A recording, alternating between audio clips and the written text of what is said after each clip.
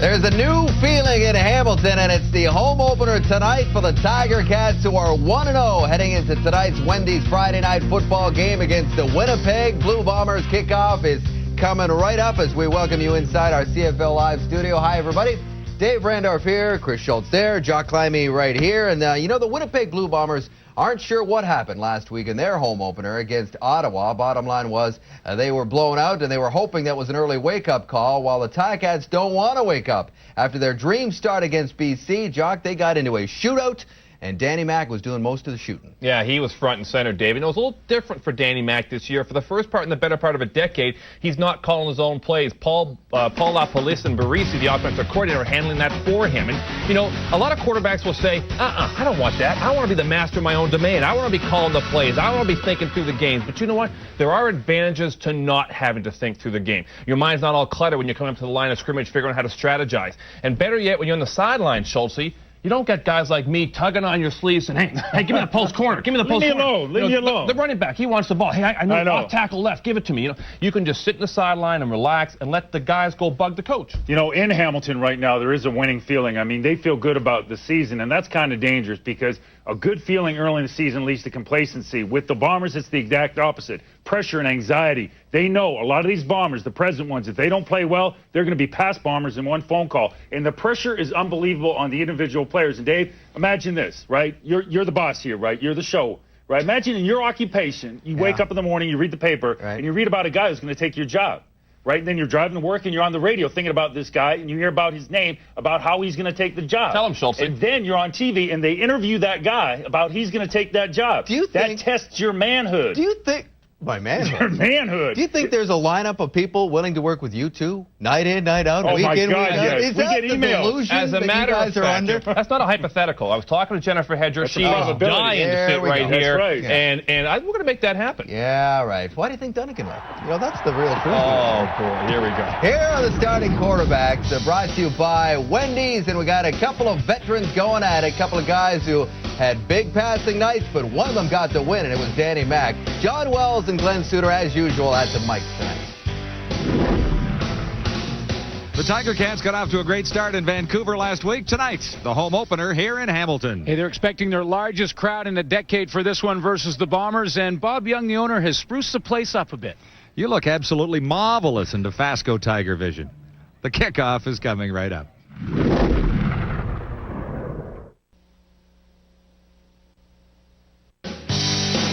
Before we send you to the stadium, here is the Rona How-To poll question for the night. Which first-year coach do you think will finish this season with more wins? Greg Marshall, who's already got one, or Matt Dunnigan, who's already got one in Calgary? Log on, give us your vote. The faces of football.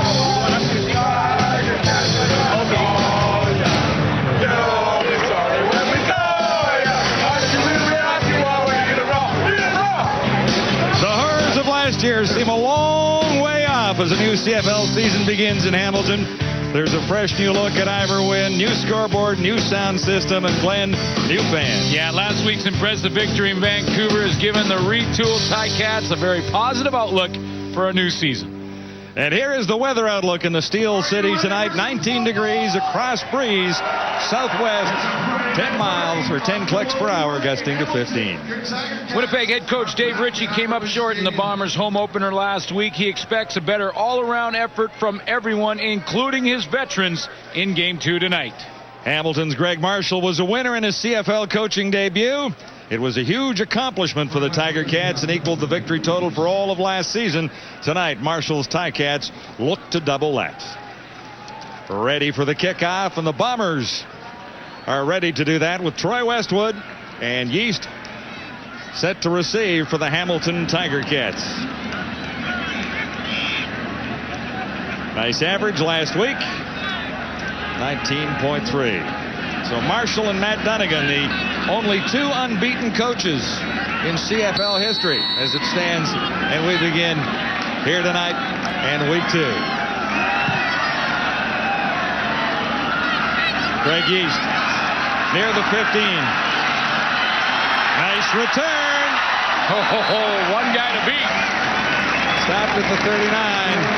Now Peter Saw the metal detector ad on TV, and I've always wanted one. So I called. We had the catalog in no time. Call for your free metal detector. 4 touchdown passes. He was the CFL's Offensive Player of the Week. Wide receivers Demetrius Breedlove and DJ Flick made impressive debuts. Up front, Hamilton's #1 draft pick, Wayne Smith, had a very impressive beginning as well. Tonight's starting lineups brought to you by Tums. Tums tackles heartburn fast.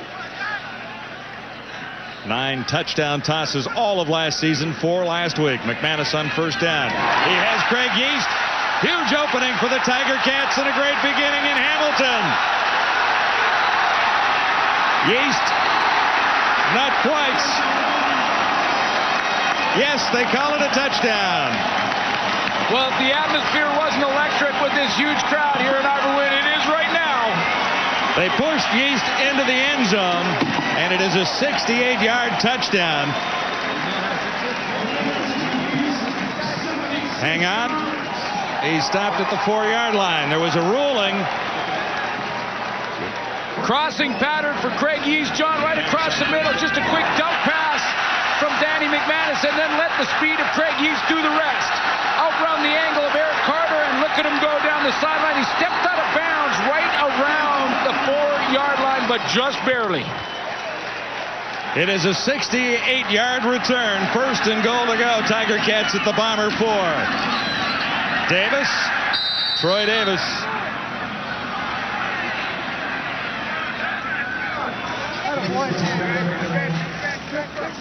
What a start for the Hamilton Tiger Cats. Craig Yeast, one guy away from taking the opening kickoff the distance. And then on the very first offensive play, heads down the sideline, and he's just out of bounds. Actually got the ball into the end zone, but he was out of bounds at the 4. Second and goal to go. Tiger Cats. Second crack at it, and Davis is in. Oh, what a start. What a start for a confident football team. Troy Davis.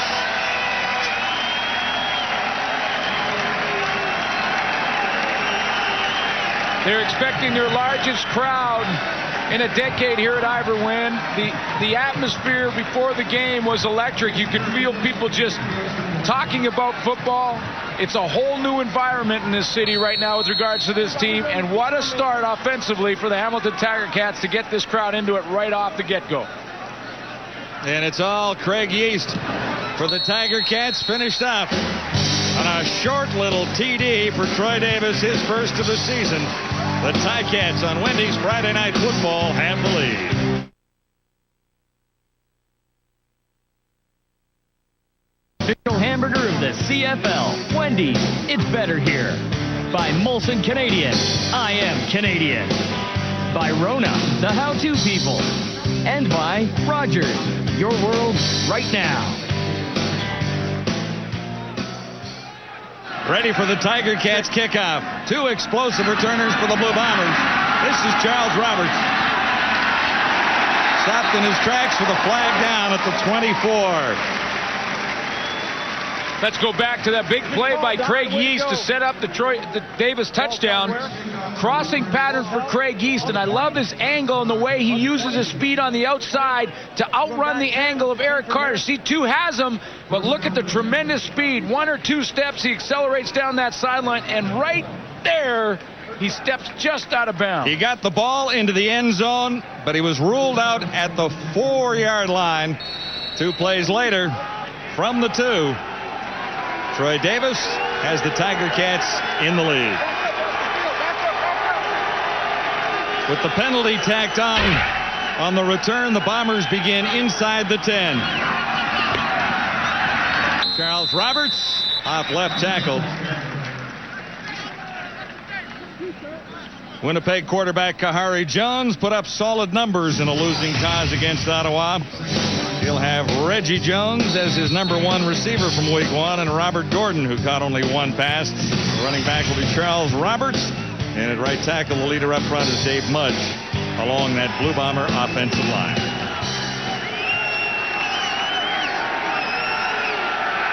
Five-yard gain, 2nd and 5, Winnipeg. Jones stands in, open target, far side, covered quickly. Rodney Heath, a couple of changes in that secondary due to the injury of Rob Hitchcock for the Hamilton Tiger Cats. Rodney Heath played halfback last week versus the BC Lions, has to move out to corner. Jamonte Battle, another rookie, goes to the halfback, and Tawambi Settles will play at safety, another rookie for Rob Hitchcock. That's a nice play in the first series of this game offensively for the Bombers for Rodney Heath to get some confidence. Nice kick. Craig Yeast settles under it at the 50. Got a block. Penalty flag goes down. He has about 4 yards on that return. A 45-yard punt. Very excited about Craig Yeast and how he will contribute to this offense this season. He started the year with 3 catches for 91 yards, had a 14-yard punt return average versus BC, and almost a 20-yard kickoff return average. There was no infraction on the play. Wiped out. And they want to get him the football. We saw what he can do with it once he has it in his hands. That was just a 5-yard crossing pattern that he turned into a big, big play. So Danny McManus doesn't have to throw the ball deep to have success. Just get it in Craig Yeast's hands. 1,521 all-purpose yards for Craig Yeast last season. DJ Flick to the near side. He had 2 touchdowns for the Tiger Cats last week.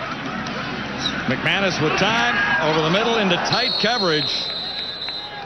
Davis was the intended receiver. McManus' pass incomplete to number 32, Troy Davis. Dave Ritchie's going to look for leadership from the boys up front, and that includes Doug Brown and Denny Fortney to try and right the ship after an 0-1 start to the season. And in the secondary, also a couple newcomers. Cedric Dickerson is a rookie, and Marcus Smith starts on the corner due to injury, another rookie in that lineup. So we'll see if Danny McManus tests them out.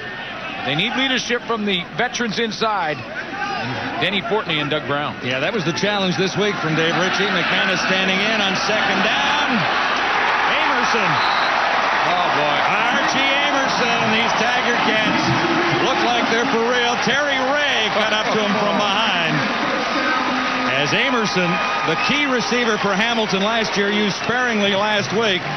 Well, it's a huge contribution here. You get the matchup. Danny McManus is looking for this matchup. You see man-to-man, and you've got Terry Ray, the linebacker, covering one-on-one on essentially a receiver in Archie Amerson. He came in as a running back, and that's why I say that, but he's been used as a receiver in his career in Hamilton.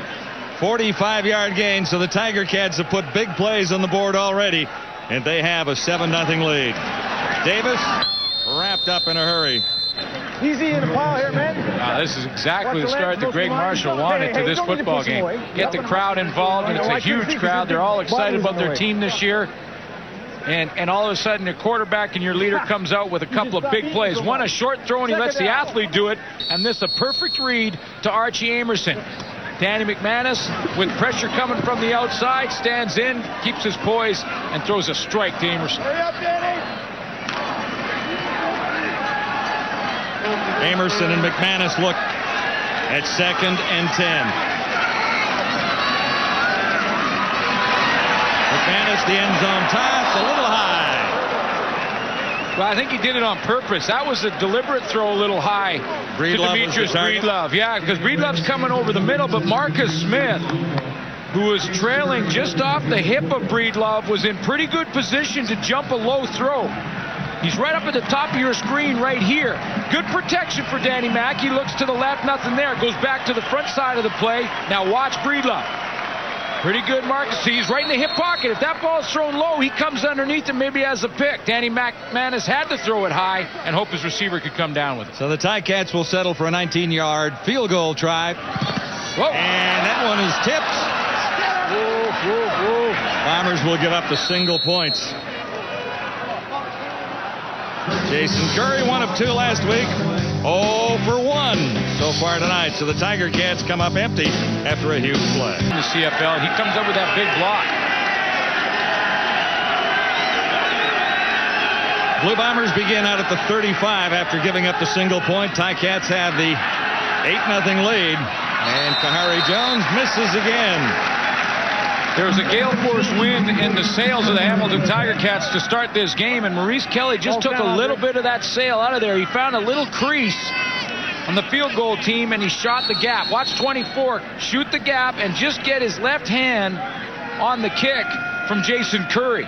That's a big play that takes a little bit of momentum away from the Tiger Cats because they had it all to start this game.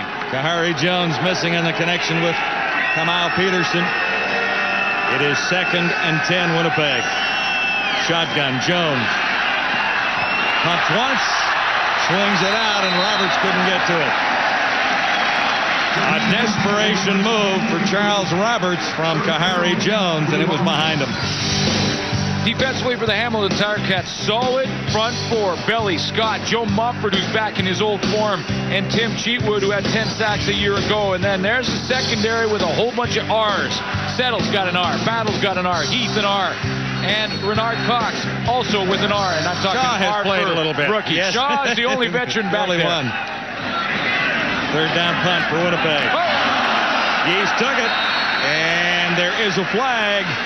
Nothing on the return. We'll be back 1st and 10 Hamilton after this. No yards called against Winnipeg's Terry Wright. So the Tiger Cats begin at the 51 with a 1st down. DJ Flick to the near side. McManus shotgun. This is Troy Davis for a couple is all. Rod Vega's down there on the Ticat sideline.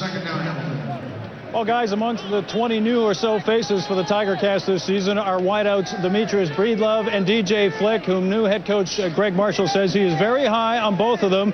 Flick possesses the breakaway speed. Breedlove at 6'4" is a big play player. And he told me before the game, without sounding too cocky, that with a 40-inch vertical, he can go get them with the best of them and can probably outjump anybody in the stadium. The question is, does that include the Blue Bombers guys?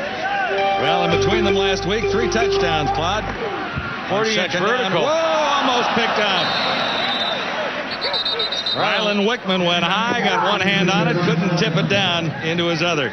Great athlete at the middle linebacker spot, Rylan Wickman, but he doesn't have the 40-inch vertical. No, that was about 35. He needed that extra 5 to climb the ladder, because if you have a 40-inch vertical, you're jumping. You're not just jumping over player, you're jumping out of the stadium. I mean, that just to keep respect, though. Hamilton number 5. Penalties decline. 3rd down. 40-inch vertical is impressive. Wickman was very close. He needed a couple more inches on his vertical. He's going to drop out of there. Be right in the middle, 55 to the left of your screen. Sees it late, gets up there, tries to tip it back to himself, and just loses the handle. Well, it's tough to have a huge vertical when you're 5'10" playing in the middle, too. That's true. Won't get it away. Big-time trouble for the Tiger Cats. The charge was on, and that was Neil McKinley coming in. John, a couple plays in a row now, and they're starting to creep back here. The Winnipeg Blue Bombers grab some of that momentum back. Maurice Kelly with the blocked field goal. That starts it on Curry. Then they come down, almost have an interception, and now it's Neil McKinley who comes in there. And it's Curry again. Well, there was too much pressure from the outside. Charles Roberts could have blocked it. You look over here, here's McKinley. Charles Roberts almost has it off the edge on the opposite side, and Curry had no choice but to pull it down.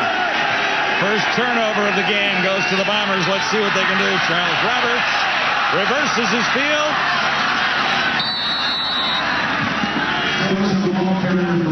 And Roberts is outside the 22-yard line. It'll be 11 yards and a 1st down for the Bombers. Well, Charles Roberts just needs more touches. And what I mean, he just needs to see the football more than he did in game 1. Last week versus the Ottawa Renegades, 12 times he touched the ball. That's just not enough for Charles Roberts, who has all that ability.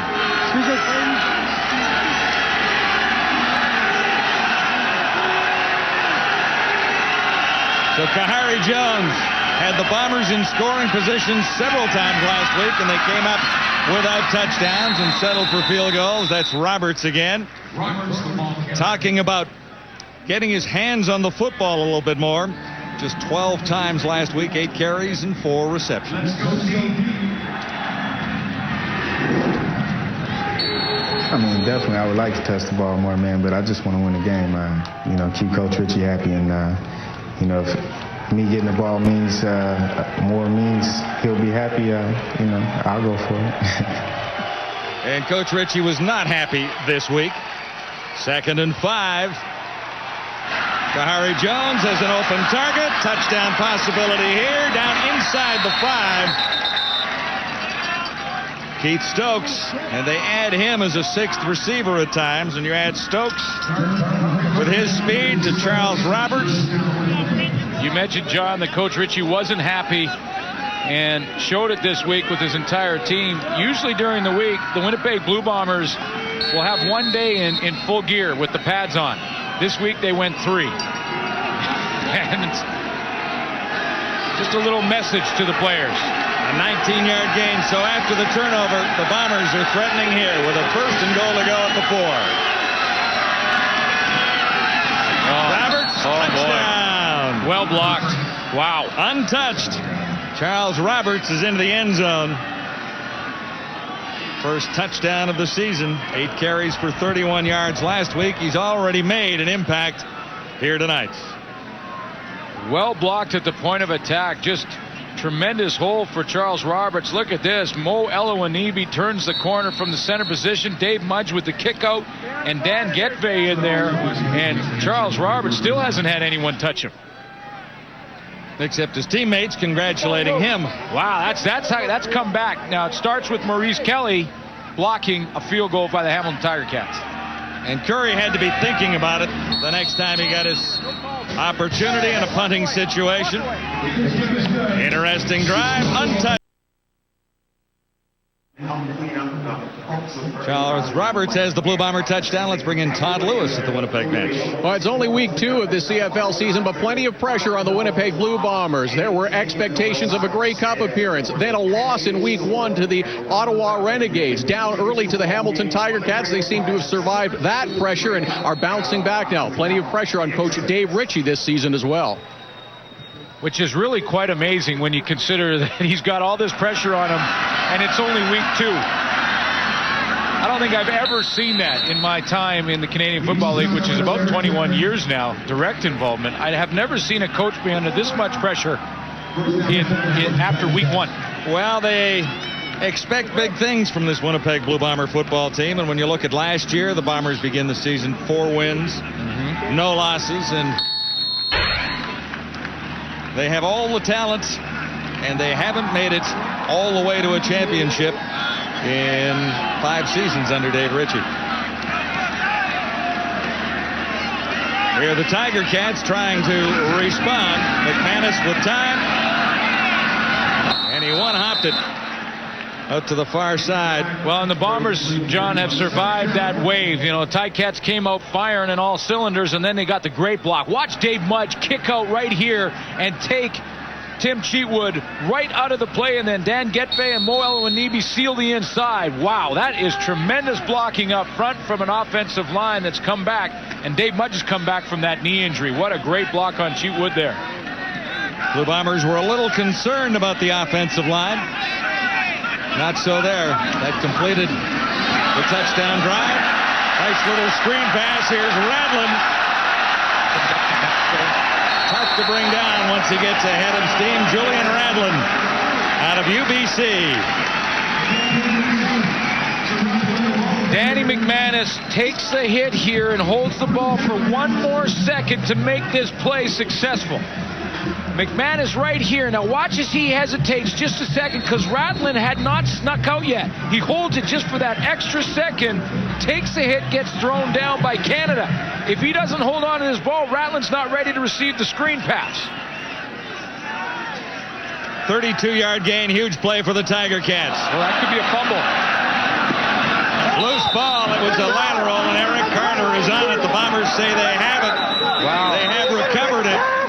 John, it was right in our eye line. I think that was a lateral. That looked like it was thrown behind the line of scrimmage. Remember, any ball thrown behind the line is considered a lateral and therefore a fumble if it's not caught. Troy Davis was the intended receiver and didn't go after. Oh, they're saying no. Incomplete. Second down. They're saying no. Wow. I hope we have a good look. Well, you know, they have the better angle. I mean, they have a sideline judge who is right on the line of scrimmage.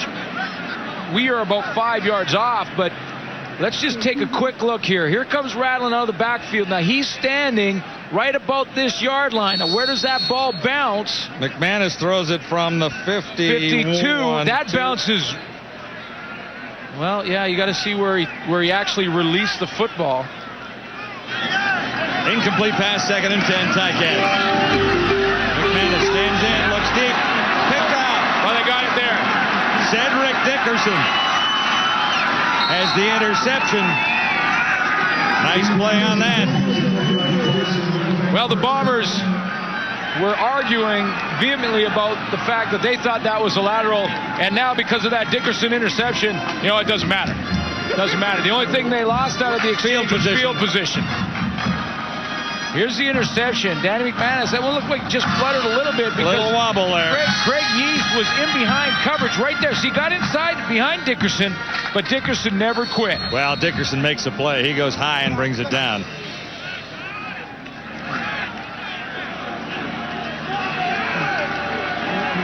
First CFL interception for Cedric Dickerson.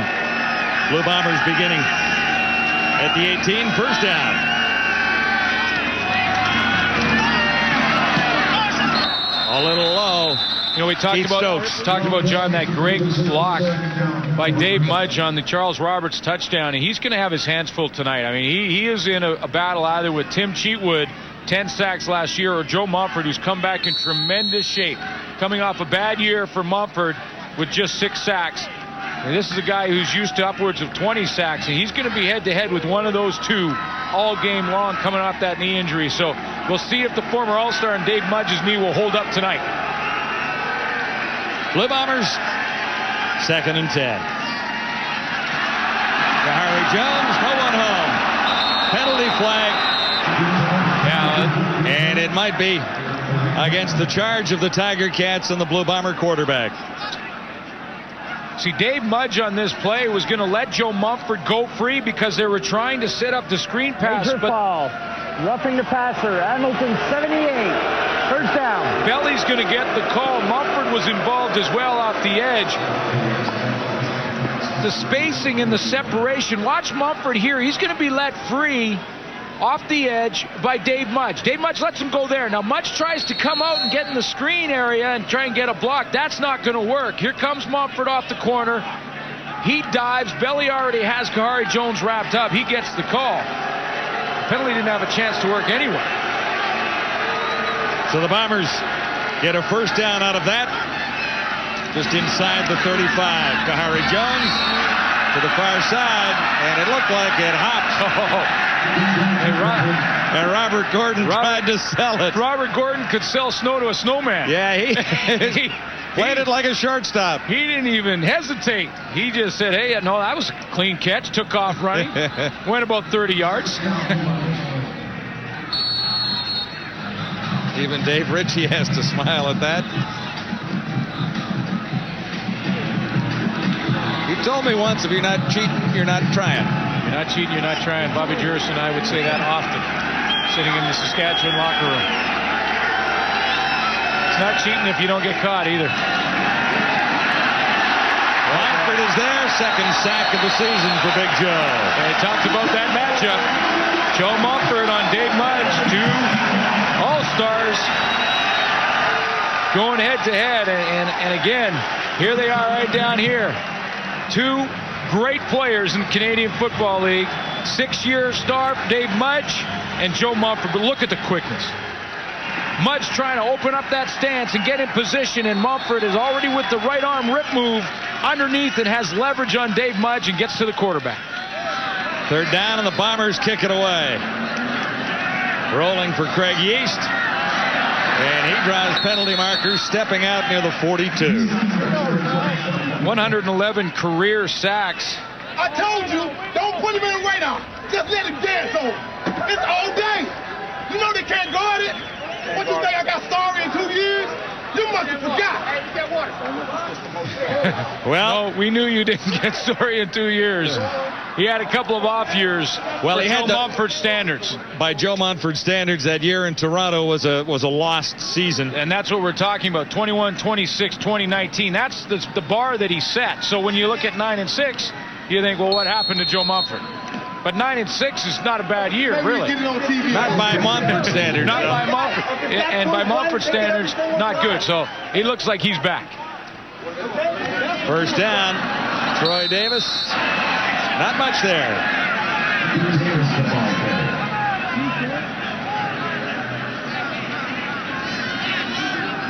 You know, Danny McManus, to start this season, talk about guys who look like they're back in form. 6 big plays, over 30 yards already this season. 2 over 70 to DJ Flick. There's 1 to Breedlove, 2 to Yeast over 60, 1 to Amerson over 45. That's his game 1 stats, 4 touchdown passes. Talk about a guy who's making a quick comeback here. And pretty happy about it, obviously. McManus over the middle, tipped and intercepted. Joe Morgan on the return for the Bombers. And this ended up in his hands. A little bit of a gift, tipped twice. And Morgan comes up with his second interception.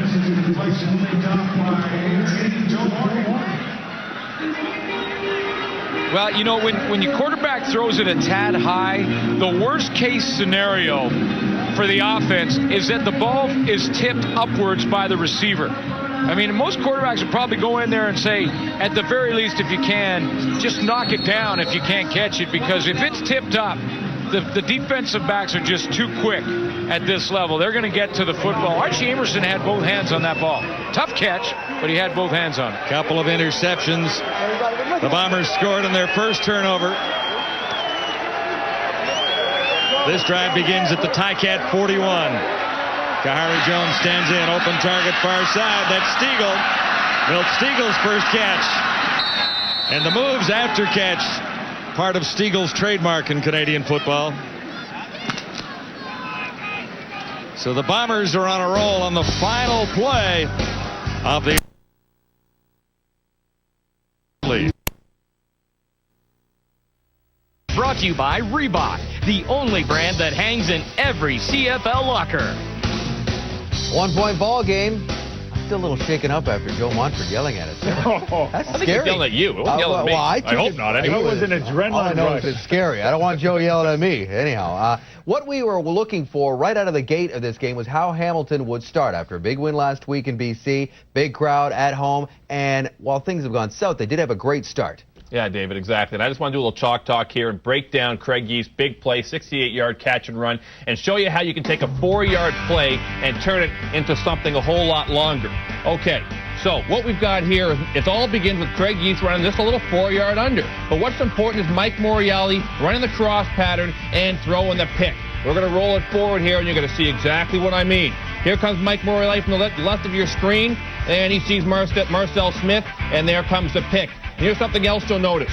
1, 2, 3 Winnipeg Blue Bombers all caught up in the middle. You want to know why this is a 4-yard pass that converts into a 60-yard catch and run? Because too many guys clogging up the middle, and as a result, there was no one to chase Yeast down the sideline. Schultze. Hey, great start by Hamilton, but credit Winnipeg for coming back. Those 2 interceptions, absolutely critical. Blocked field goal, that was great, but we got to know that punt that was mishandled by Jason Curry, not his fault, because that snap has to come directly back 2 yards to his right. Winnipeg had a block coming from their left. He had no choice but to eat the football. But I'll tell you one thing I'm tired of is penalties. Already? I am. Too many penalties. There's been lots of them. There have been too many penalties. Let the guys play. Well, there was another roughing the passer called tonight. There's been an average There's something about the rush from the passer I'm not sure about. Well, there's been an average of 27 penalties called per game so far. We're only not even through week 2 yet, and there was 34 last night in a penalty field game between Toronto and Ottawa. We'll see. You got to call them if you see them, but it's 8-7, and we'll take it back to Iverwin Stadium here against John and Glenn. Back at Iverwin in Hamilton, a look at the numbers through quarter 1. Well, offensively, Hamilton came out firing on all cylinders. They took the time of possession by a couple minutes and 145 passing yards, a couple big plays, one to Archie Amerson, that dump pass you just saw again to Craig Yeast. Winnipeg bounced back, and it's just a 1-point game, but this crowd has been entertained after a quarter of football in a big way here. The new look Hamilton Tiger Cats. Well, a win in week 1, trying to make it 2 in a row, but the Bombers will give them all they can handle in this one tonight. Roberts reverses his field. Looks for a block and got one from his quarterback. Flags are everywhere now. And Jason Lamar finally got to the speedster. Well, everybody was throwing blocks, and they not only threw one, they had to throw 3 or 4 because Roberts just kept reversing his field. Even Kahari Jones got into the act. He came out to the outside and actually had to try and block Johnny Scott. And that's a matchup that Kahari Jones does not want to get into very often. Tried to cut him, and Scott jumped over him. 57. And Johnny Illegal Scott. block. Winnipeg 57. Penalties decline. Second down. Watch Scott. Okay, he's blocked by Getbay initially. And he turns back. Roberts come back. Here comes Kahari to the left of your screen. He cut down Johnny Scott there. Now there's another block by Keith Stokes. He had to make 2 or 3 on the play. He must be exhausted after that 5-yard loss. Jason Lamar ended it there. Second and a bunch for Kahari Jones and the Bombers. He has time. He has a target. Somebody went the wrong way. Picked off in the end zone by Wayne Shaw. And Shaw goes down with nowhere to go after that. So the Tiger Cats get one back. Little turnover here. Wayne Shaw playing center field. This was an easy pickup. Sunday from McMahon in Calgary. It's the Alouettes and the Stampeders. Little peek at Matt Dunnigan's unbeaten Stampeders. Yeah, good for Matt Dunnigan. And against the unbeaten Alouettes. And Matt will join us tonight at halftime. He'll be on with the panel from Calgary. Dave Ritchie was on last night with the panel.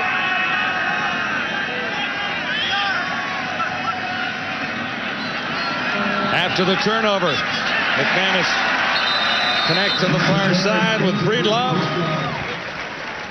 You know, Greg Marshall in his first win, what a win it was, not just for this franchise, but for Greg Marshall personally. You know, some people think that, you know, it's this glory position to move into the pro ranks and take a head coaching job coming out of McMaster and the success he had there.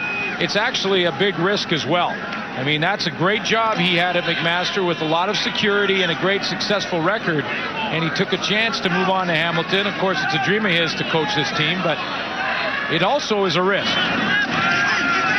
TJ Flick near side. It's Amerson the target. And they say it came off the turf. Well, we saw very feisty Greg Marshall last week in his CFL debut on the sidelines. Well, and it's great to see. I mean, he has been absolutely outstanding with everybody. He shows great intensity. A football man that spends every minute of his day trying to figure out different ways to win. Knows the game inside and out.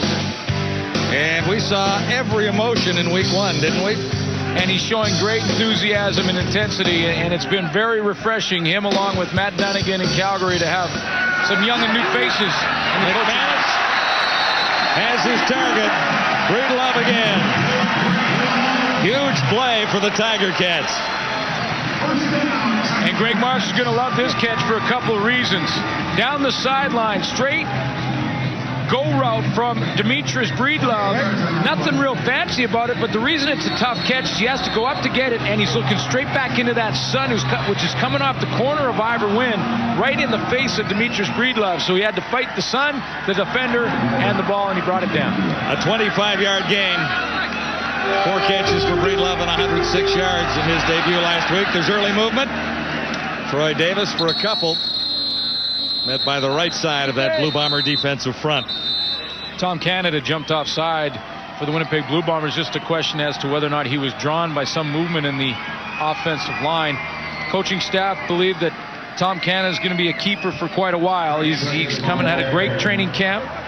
Was surfing last year. Winnipeg 44, still first down.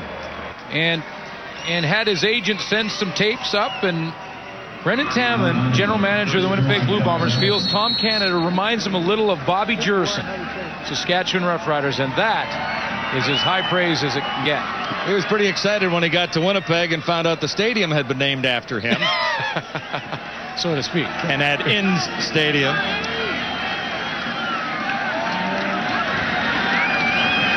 Nice play action fake, 1st and 5, McManus. Oh! Just missed. Amerson was his target. Well, Danny McManus had lots of time, and he's had time in this game to complete some big passes. That one to Craig East, the one earlier to Archie Amerson. And in there, I mean, you can count the steamboats. He has a bunch of them. Shotgun formation. Julian Radlin's going to stay in and help out. See, he helps up on Doug Brown, cuts Doug Brown, and that allows nice throwing lane and lots of time for Danny McManus in the pocket. This is 2nd and 5, Tiger Cats. Leading the Blue Bombers 8-7. Shotgun McManus, open target, far side. And Morreale has his first catch of the night. Mike Morreale reads the defenses very, very well. And just the importance away from the ball, John. We talked about Danny McManus' time in the pocket. Well, this is the beauty of a quality fullback for you. Watch Julian Radlin here. We saw him last play. This time he's going to come over and pick up pressure from the opposite side of the formation. Again, a quality fullback helping his quarterback. That's the direction Danny McManus wanted to throw the ball. Without that Julian Radlin block, he may not have that passing lane.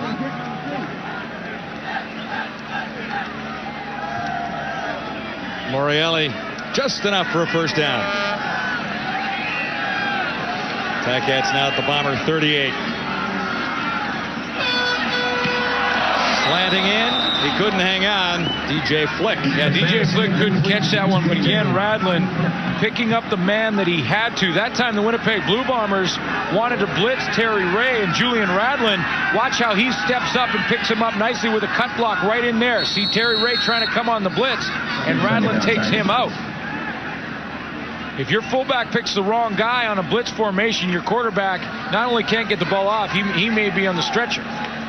He was wrapped up there, but the fullback saved it for McManus there. 2nd and 10. And McManus rolling, and that isn't always very effective. Archie Amerson was the intended receiver. Doesn't throw on the run a bunch, but Julian Radlin allows Danny McManus the opportunity to throw the football. I got the ball. Because watch how Julian Radlin will come and get this reach block, this hook block right on Canada. See Tom Canada, he turns his shoulders inside and sets him up for his teammate Troy Davis. That gives Danny McManus the corner. Now, Danny McManus hasn't thrown on the run very much in his career, and that one fell a little short. But that's 3 perfect blocks from Julian Radlin to help his quarterback. Not noted as a rollout quarterback in 15 CFL seasons. Jason Curry is in. His first was blocked.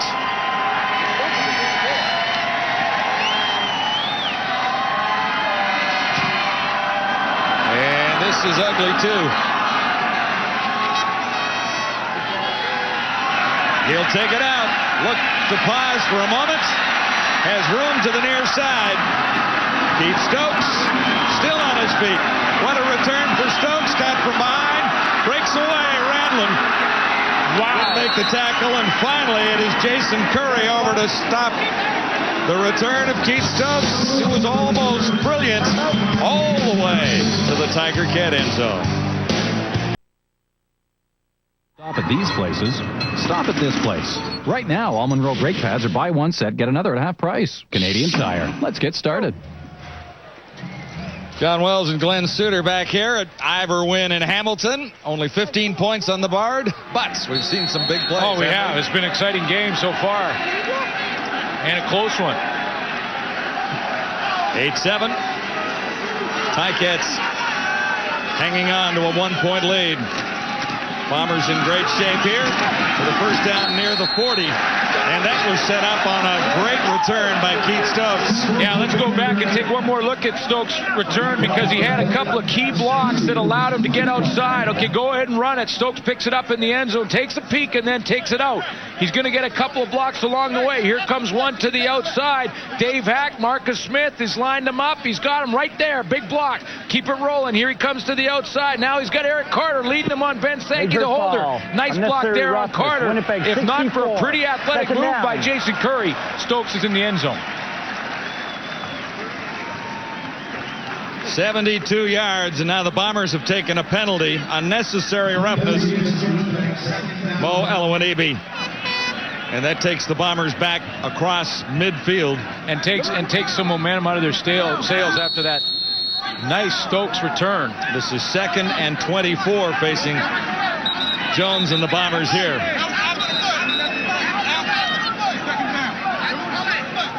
Penalty's not a problem for the Bombers a week ago. They were the best in the league in the penalty department. And the penalty totals, as Dave Randorf told you, were high after week 1. And they had just 85 yards of penalties, just 6 of them, which was best in the league. So not a problem there, but a problem right now for Dave Ritchie because it's a tough situation for Kahari Jones. Particularly after the huge return, momentum shifted again. They'll call it 2nd and 23 right from midfield.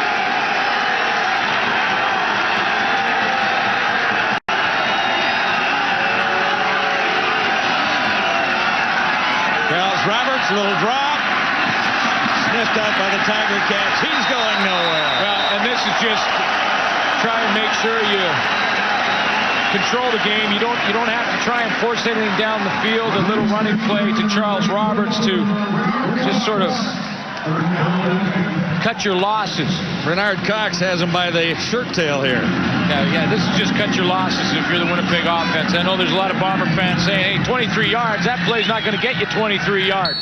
Sometimes punting the football is not necessarily a negative. John Ryan towers this one, and penalty markers do fly on the return for the Tiger Cats by DJ Flick.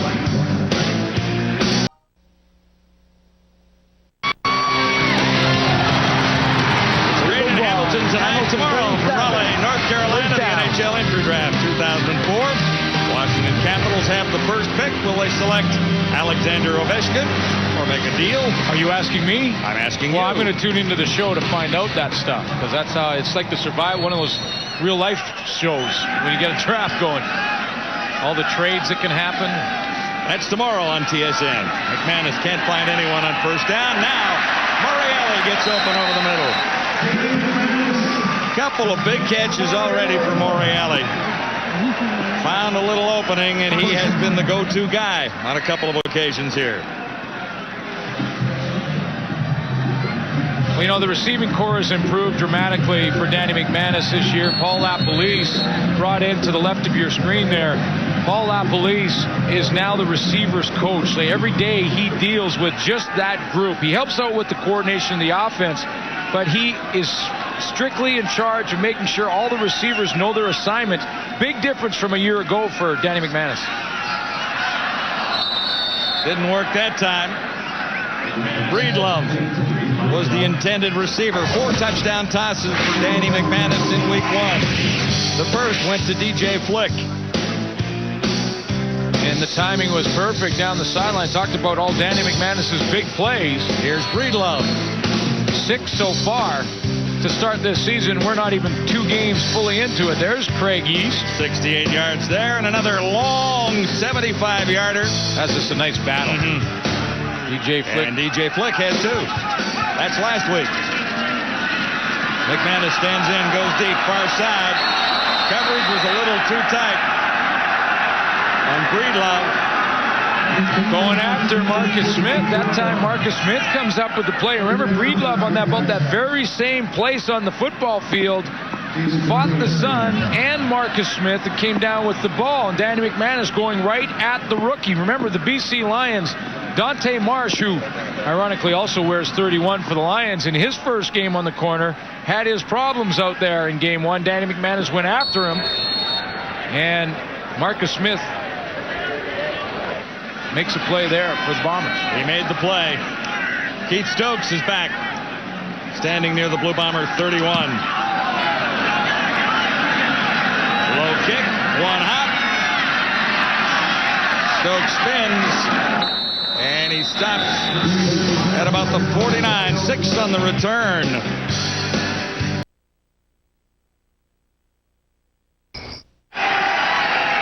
Blue Bombers first down. Winnipeg 49, and it's whistled down in a hurry. The faces of football on Friday night from Hamilton. Kahari Jones, Dave Ritchie. Procedure. Greg Marshall. Winnipeg 54. Still first down. Matt Sheridan moved well before the snap, so therefore they just blew that one dead before it even started.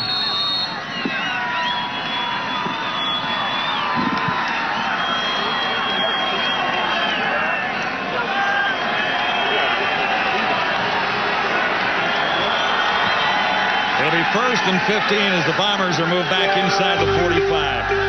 2 receivers for Jones to the near side. He looks to the far side of the field. Open target over there. Robert Gordon makes the catch. The offensive coordinator for the Blue Bombers used to sit just down the hallway here for a few years.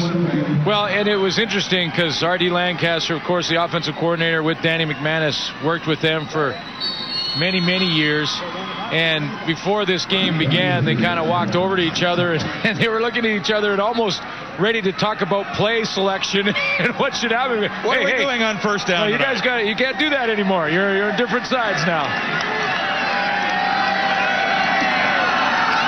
On first down, they've got Roberts again. Tracked him down. It's Joe Montford. Oh, he looks good. He looks very good. Joe Montford. Whatever he did in the offseason is working, Mr. Montford, and stop scaring Dave Randorf when you yell at him. But the bottom line is he's putting a little fear in the Winnipeg Blue Bombers, too. He's been in that backfield a bunch.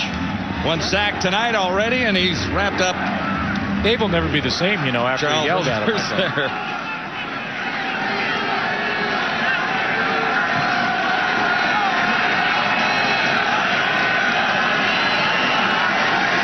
Second and a bunch for Kahari and the Bombers. He looks deep. Sideline toss, far side. And Robert Gordon has it. Nice catch there. We had to concentrate to keep those feet in bounds, and he was exactly 1 yard beyond the first down marker when he turns out. So he has a good field sense, knowing exactly where he needs to be to get that first down, and then the presence of mind to keep his feet in bounds. I mean, remember, the CFL, you only need 1 foot. He had both. 16 yards. First down, Winnipeg, near side. Catch is made by Marcus Howell, and he's hit immediately. Short of the first down, obviously. That's a long throw to the wide field for Kahari Jones, but he knows that's where the read is taking him. The defense that Hamilton is playing dictates that he has to throw the ball to that weak spot. But boy, the Ticats secondary closed in a hurry.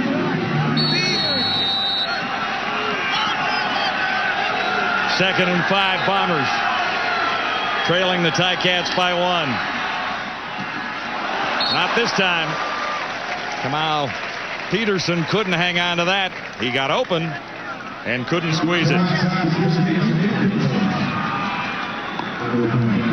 So Troy Westwood will trot onto the field for the Bombers, and the opportunity for the first time to take the lead. Well, and a good start for Westwood, who began the season 100% in Game 1, even though the Bombers lost to Ottawa.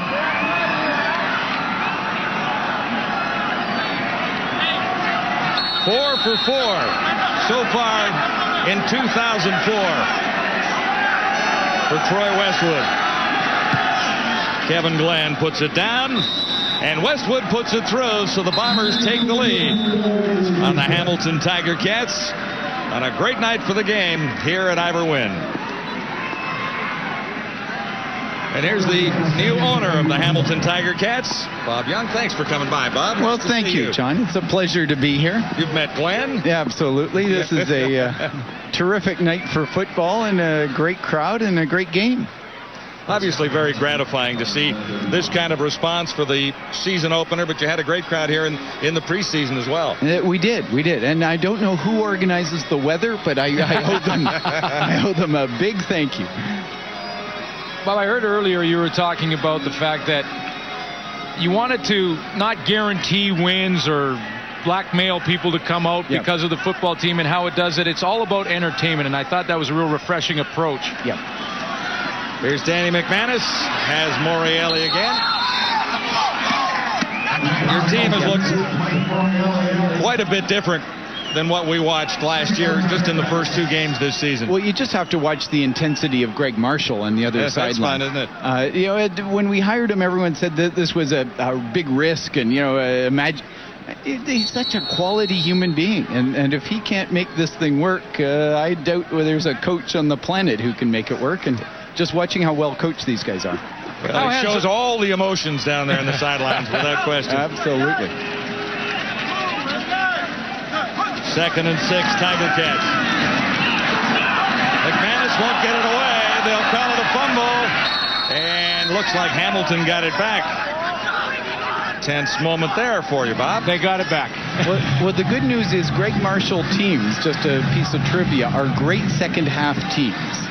So just pay attention to this one. This is what happened at BC, and it would not surprise me if it happened again tonight. Yeah, they had a great start. How hands-on are you going to be throughout the process here? On the football side, not even a little bit. This is why we hired a smart guy like David Sauvé to be president of the club. Between he, Ron Lancaster, and Greg Marshall, they've got the football side. I'm just a fan. Of filling the stadiums, putting people in the top corners of our stands. That's your responsibility, filling the top corners? Yes, that's exactly right. Yep. And I've done a pretty good job tonight. What do you think? I'd say. It's fantastic. Tim Horton's sections up there are quite full. Yeah, that's great.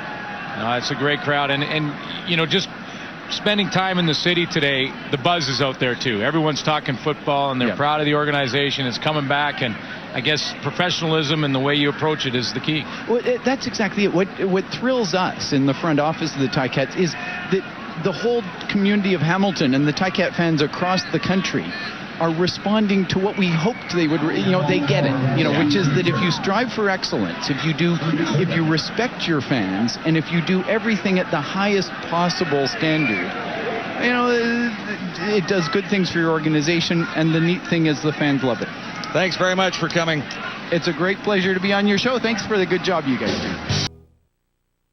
Stokes again, and Stokes barely flies. Curry slows him down by running a little interference over there. And there are penalty markers back near the line of scrimmage. Stokes in return to Blue Bombers wearing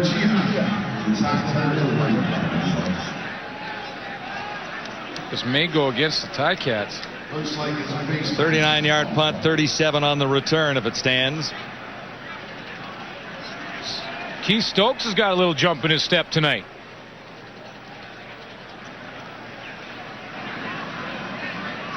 And they're marching it off against Hamilton.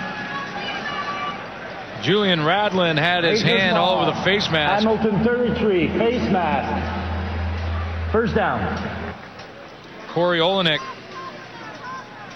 And that was the penalty, and they were battling. When the punt and punt return team, it's kind of like a barroom brawl for about 4.5 seconds. 33 on 33 cost the Tiger Cats big yardage, and sets the Bombers up inside the 20. First down from there. Roberts around the left side, and the Tiger Cats have read that well. Jamonte Battle was there to make the tackle, number 28. Other than that one run where Roberts got some great blocks on the touchdown.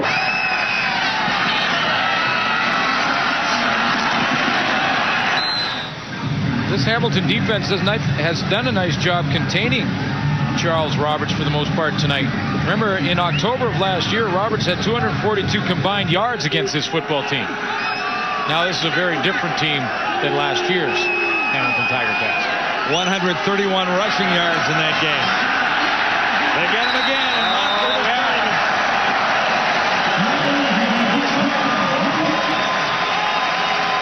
Cheatwood was there as well. Well, this time they tried to give Mudge a little help on the outside. There's Mumford there, and watch how Charles Roberts is going to sneak up and work with Mudge and try and see if they can contain 5-3. Watch this. Here he comes off the edge. Mudge tries for the cut block, and Roberts kind of does, kind of bounces off him, bounces to the outside, and he can't help a whole bunch. Couple for Montford tonight. He beat Cheatwood there by a split second. Westwood 1 for 1. Now 2 for 2. He's got a perfect season going so far. Troy Westwood. adds to that Blue Bomber lead. It's 13. Plenty of time, and he is a master at the hurry-up offense. Decent numbers for the first half, but the percentage is down a little bit. He had a hot start. Yeah. With a couple of big plays. 2nd and 10, Tiger Cats. At the 35, McManus stands in and fires.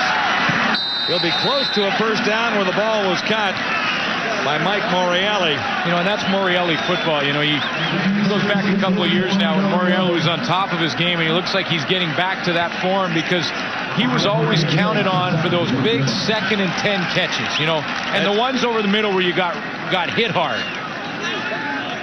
Back from the Argonauts, 4th catch here tonight. And he had a perfect pattern there, just enough for a first down.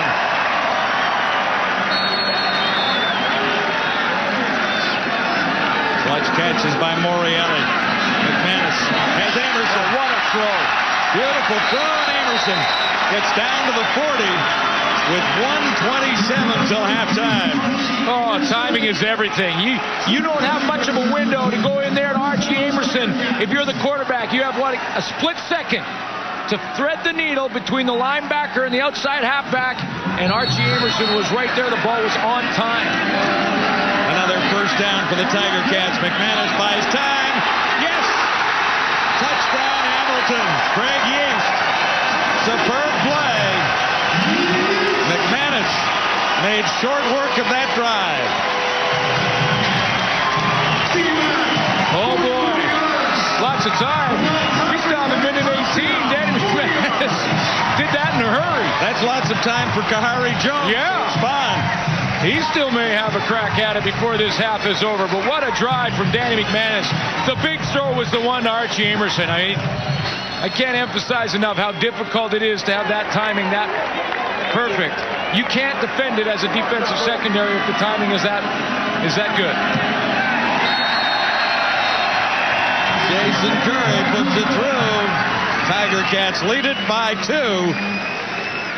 Coming right off the throw to Amerson where the timing was perfect. Now the positioning is perfect with the football. Watch how he just throws it up and over the outside shoulder and going after the rookie, Marcus Smith on the corner. And that's what Danny McManus told us before the game, that he wouldn't be going after rookie. Yeah, we mentioned that to him before the game. Just said to him, Danny, now you kind of went after the rookie in BC on the corner. And he smiled and said, no, I never do that. I wouldn't do that. Yeah. Yeah, you know he's going to test them out and see if they can hold up out there. Marcus Smith made a play early. Big one there from Craig Yeast.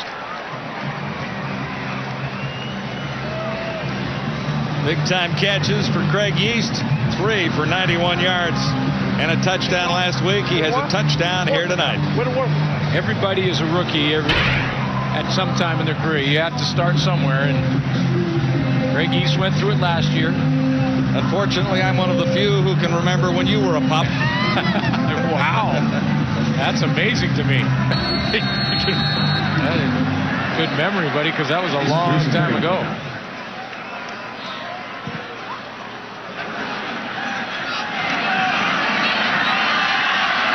Charles Roberts, let's see what he can do. Ticats have read him well all night long. 12 on the return, and the Bombers begin back near the 35. Great night to be here in Iberwin, and Ticats have a great home season planned, they tell us. The next home game is July 10th against the Argonauts. Well, for the folks that are watching at home in this area, you should come out and check out this atmosphere, because it is nothing like you've seen in recent history here in Hamilton. It's pretty exciting to be in this building right now, and the Fasco Tiger Vision is outstanding at the far end.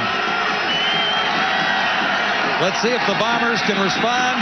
Kahari Jones has 1:10 till halftime, and he has a strike there. Stiegel.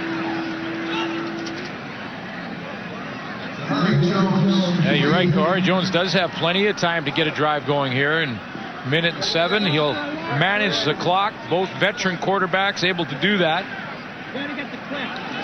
Understand the importance of it. Now what they have to do is if you get a break where the clock is stopped, Kahari Jones can go into the huddle and call maybe 2 plays.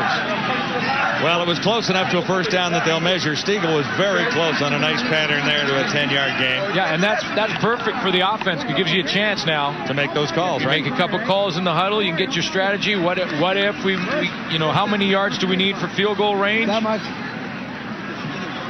Stiegel playing in his 125th CFL game here tonight. Perfect pattern. He has the 10-yard gain.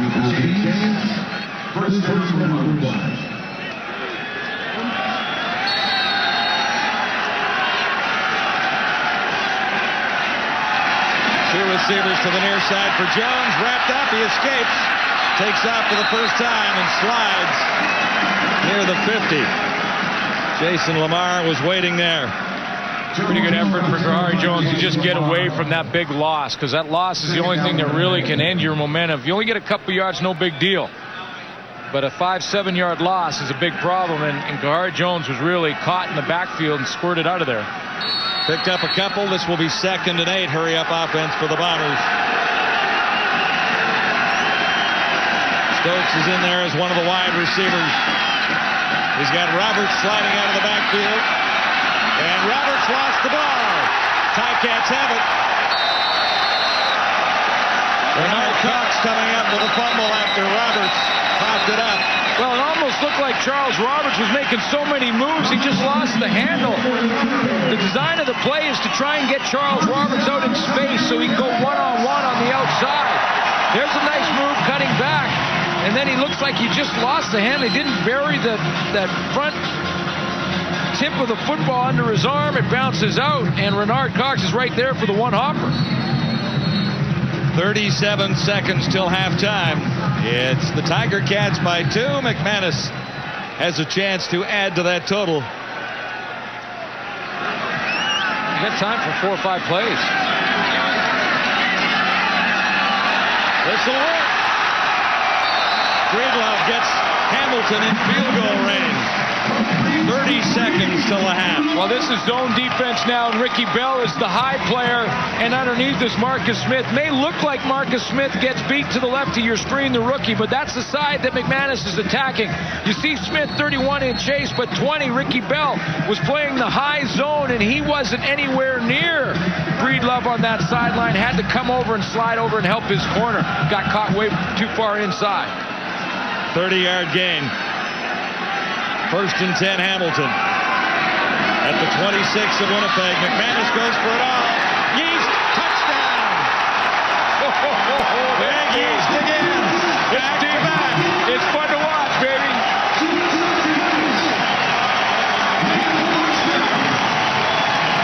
Wow, they are lighting the scoreboard in 2004. 4 touchdown passes for Danny Mack in game 1.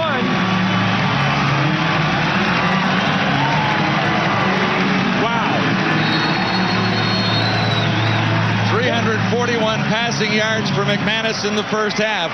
476 a game ago. Oh, boy. Look at Danny McManus and back to last year. 9 touchdown tosses all of last season.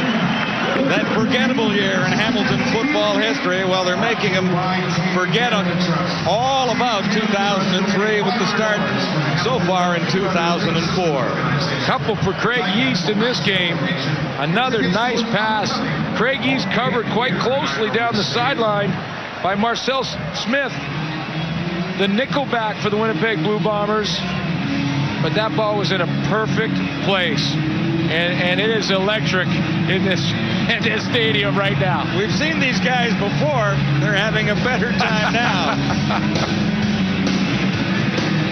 Is it the short straw if you're the guy getting pushed around up there? Well, or is it you win the contest? No, it's definitely the short straw if you're wearing a kilt. I guess so, Barney.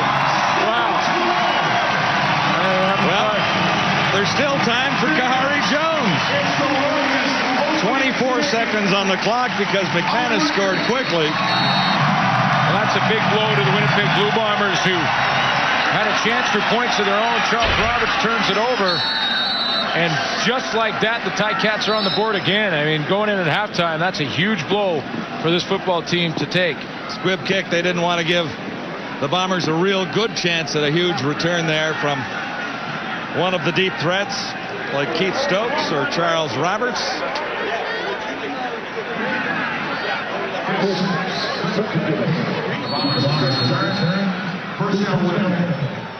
So it is the Tiger Cats on top by 9. Great halftime here at Ireland. Stay tuned.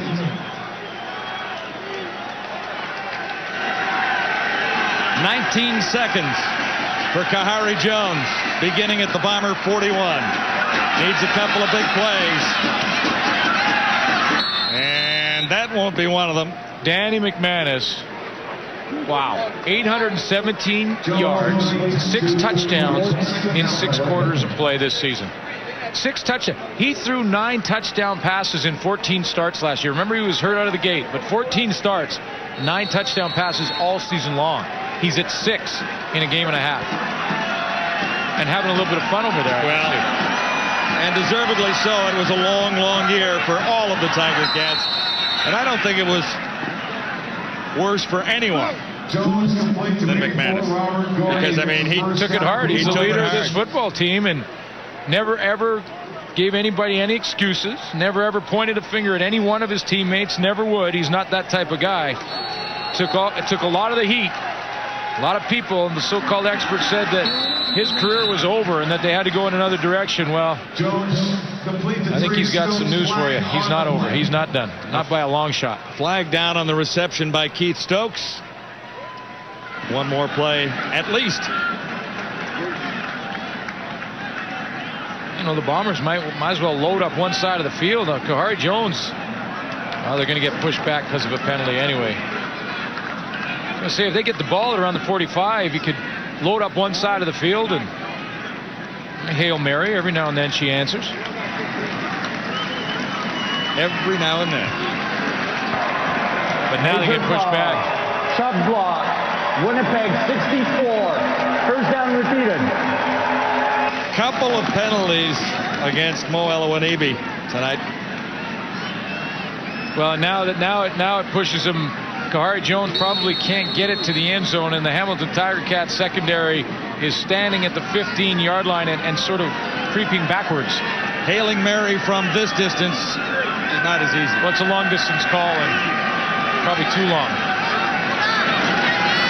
Could be the last play. Under the cover, the toss was made. Kahari Jones missed it. Danny McManus has the Tiger Cats on top with 2 touchdown passes.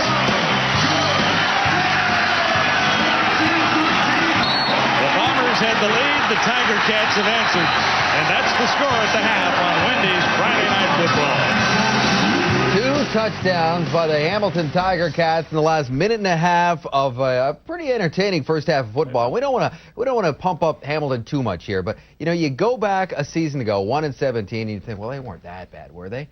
They were that bad. They were every bit of 1-17, and it's just so great to see them making plays, stretching the field, and executing. And seeing Danny McManus get some great pass production from his receivers, because the receiver and the quarterback have to see the same thing. Let's take a look at example number 1. Demetrius Breedlove notices that the defender has the back to the quarterback. That allows him to go up and get the ball. That is a taught technique between receiver and quarterback to both identify that body positioning. Now, here's an example. That's a tough catch, because right there, Craig Yeast has to slow down. He has to catch it with 2 hands in open space, and he had total focus from his eyes to his hands to catch that football. 2 examples of how the receivers have supported the quarterback, and that's why, really, Hamilton's doing so well. Yeah, it shows that they've been catching the ball really well tonight. Now, Hamilton, lots of reasons why these guys are obviously playing better football. You know, 2 reasons.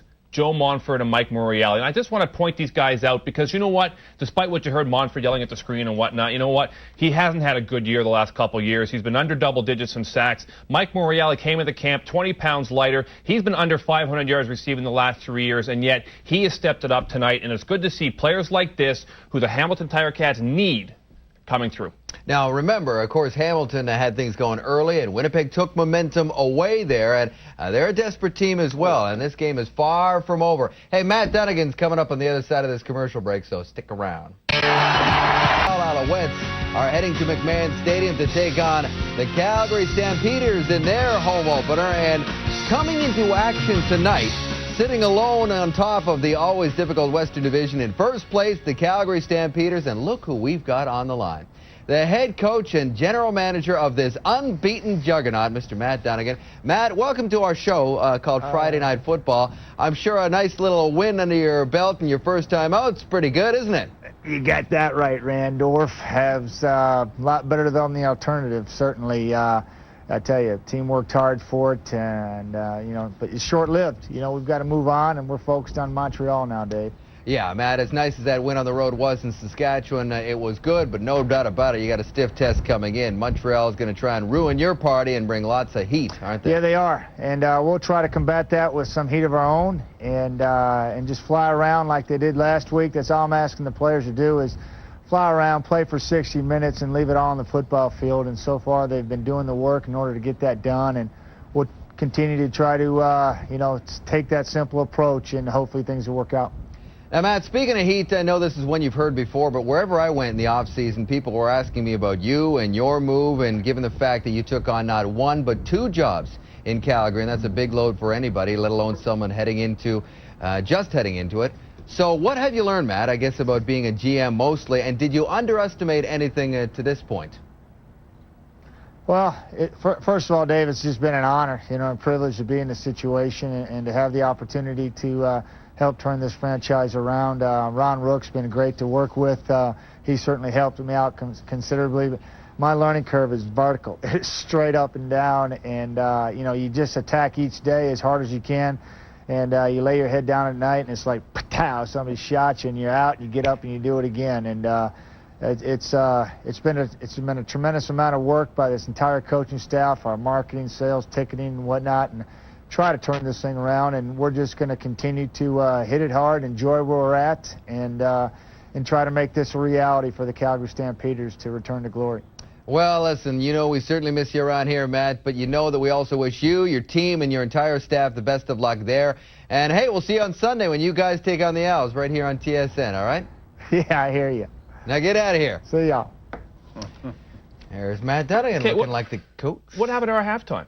I mean, when he's here, we never get a chance to talk. Hey, one thing and about we still don't get a chance to talk. I'll tell you right now. We are out of time. Sorry, Matt took our time. No, we got to go to the poll. He took our time again. He took your time. Always taking our time. The How-To poll. Hey, who do you think's going to get more wins this season, Greg Marshall or Dunnigan? He's not coming on the show anymore. Oh, look it looks like Dunnigan's been online tonight on TSN.ca. Maddie's off the show. That's it. He's never coming back on.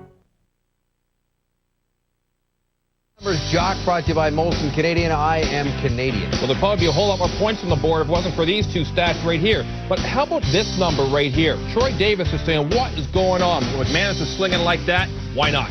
Yeah, well, bottom line is the Ticats coach must be happy. He spoke with our Claude Fig. With Tiger Cats head coach Greg Marshall. Greg, quick strike to start the game, a couple of quick strikes to end it. I'm sure you'd maybe like to change a few things in between, but pretty exciting. Well, it was really exciting. We did make some mistakes on special teams that we need to correct, but Danny made some great throws at the end, and Craig Yeast went and got the football, and fortunately, our defense has been hanging tough because they've been playing great, and a great pass rush, all half. What about this resurrection of Danny McManus? 341 yards passing in the first half. A lot of people had written him off. He looks like he's back to the old Mac. Well, you know what? We believed in Danny all the time, through the entire offseason. Our coaching staff and our players believe in him, and that's what counts the most. All right, Coach. Good luck in the second half. Thank you. Danny Mac's numbers are way up, and how about Craig Yeast? 3 touchdowns already this season, up from 1 touchdown reception all of last season. Tonight.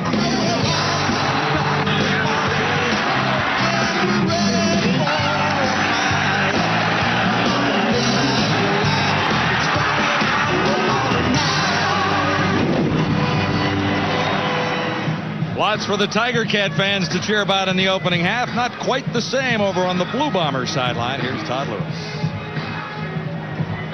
Coach, your team seemed to weather the storm right off the start, but you gave up some big plays late. What did you say at halftime? Oh, we have to come out and play and stop having the penalties that are killing us. And when we have the ball in the red zone, we need to score. The last 2 minutes they scored 14 points, I think. Too long passes. Our defensive front is getting absolutely no pressure, and leaves those DBs out to dry. Thanks, Coach. Good luck in the second half. We'll see what the Bombers can do here in the second half. Keith Stokes had a nice beginning for Winnipeg, and this is a fine return out around the 45-yard line of 23 yards. Quarterbacks stack up this way, partner. You know, Kahari Jones didn't play all that badly in the first half, moved the football, but you heard Dave Ritchie talk about the red zone, and Danny McManus just outstanding. I mean, that's on pace for 600-yard game. McManus, 6 of his last 7 were complete. 2 of those went for touchdowns, and that's the reason the Tiger Cats have the 22-13 lead.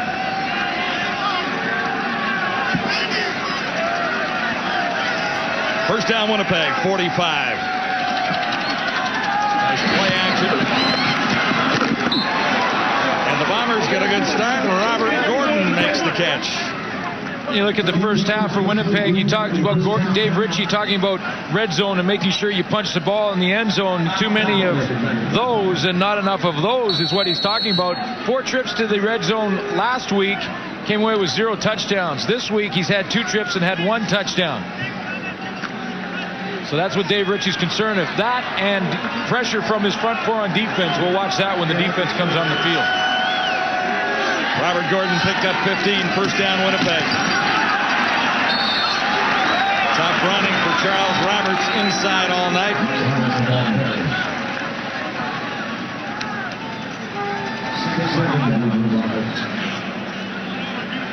They've handled him well, haven't they? Well, 11 touches for Charles Roberts. They started to take him out of the game again. And, you know, when the Winnipeg Blue Bombers get more and more behind on the scoreboard, then they have to push the ball down the field more, which takes Charles Roberts out of the game plan. And that's where the Ticats have got pressure up front. You heard Dave Ritchie say the Bombers haven't on defense. One of the differences tonight so far. This is 2nd and 9, Winnipeg. Shotgun for Harry Jones, near side. And he'll have another strike and another first down with Robert Gordon. This is obviously something they picked up at halftime after watching a half of football, to come out here and start working the right side of the field to Robert Gordon and the short side into the boundary, and him working one-on-one on Rodney Heath, who's in his first CFL start on the corner. He played last week at halfback. 6th catch for Robert Gordon tonight, only 1 for 17 yards in the Bombers opener. Winnipeg first down, 40-yard line. Pitch to Roberts. Room to the far side, at least a little more than he's been used to. And Saunders steps up to make the tackle for the Tiger Cats. Well, Troy Saunders wasn't listed as a starter last week and really kind of earned the right again to get into that starting lineup. Watch his quickness to the outside. There he is right there. He just kind of moves outside of Matt Sheridan, makes sure he has leverage, and cuts right back in, beats the block, and makes the tackle on a guy who's pretty elusive in the open field. Penalty flag goes down well after the play. And it's against the Tiger Cats. Objectionable conduct. Hamilton 44. First down. Jason Lamar in the middle.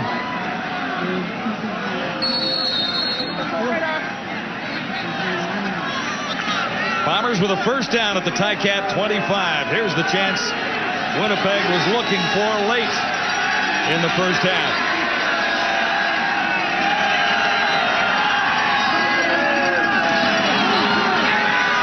Jones takes off himself. That was the plan all along, sliding inside the 20 at about the 18. Well, you spend a half working Charles Roberts to the outside, attacking the perimeter of the defense, and you're doing it to set up this for that one time you need it in a key situation. All game long, they've been giving the ball to Charles Roberts to the outside on the quick pitch or the handoff to that side. This time, a little faking. Pretty good speed from Tim Cheatwood. He gets blocked at the end. He was beat inside cleanly and got back to be part of that play. Jones picks up 7. This will be 2nd and 3. Blue Bombers deep inside Tiger Cat territory, inside the 20. Winnipeg needs to score here. Tight coverage, not this time. Milt Stegall was the target, and he drew double.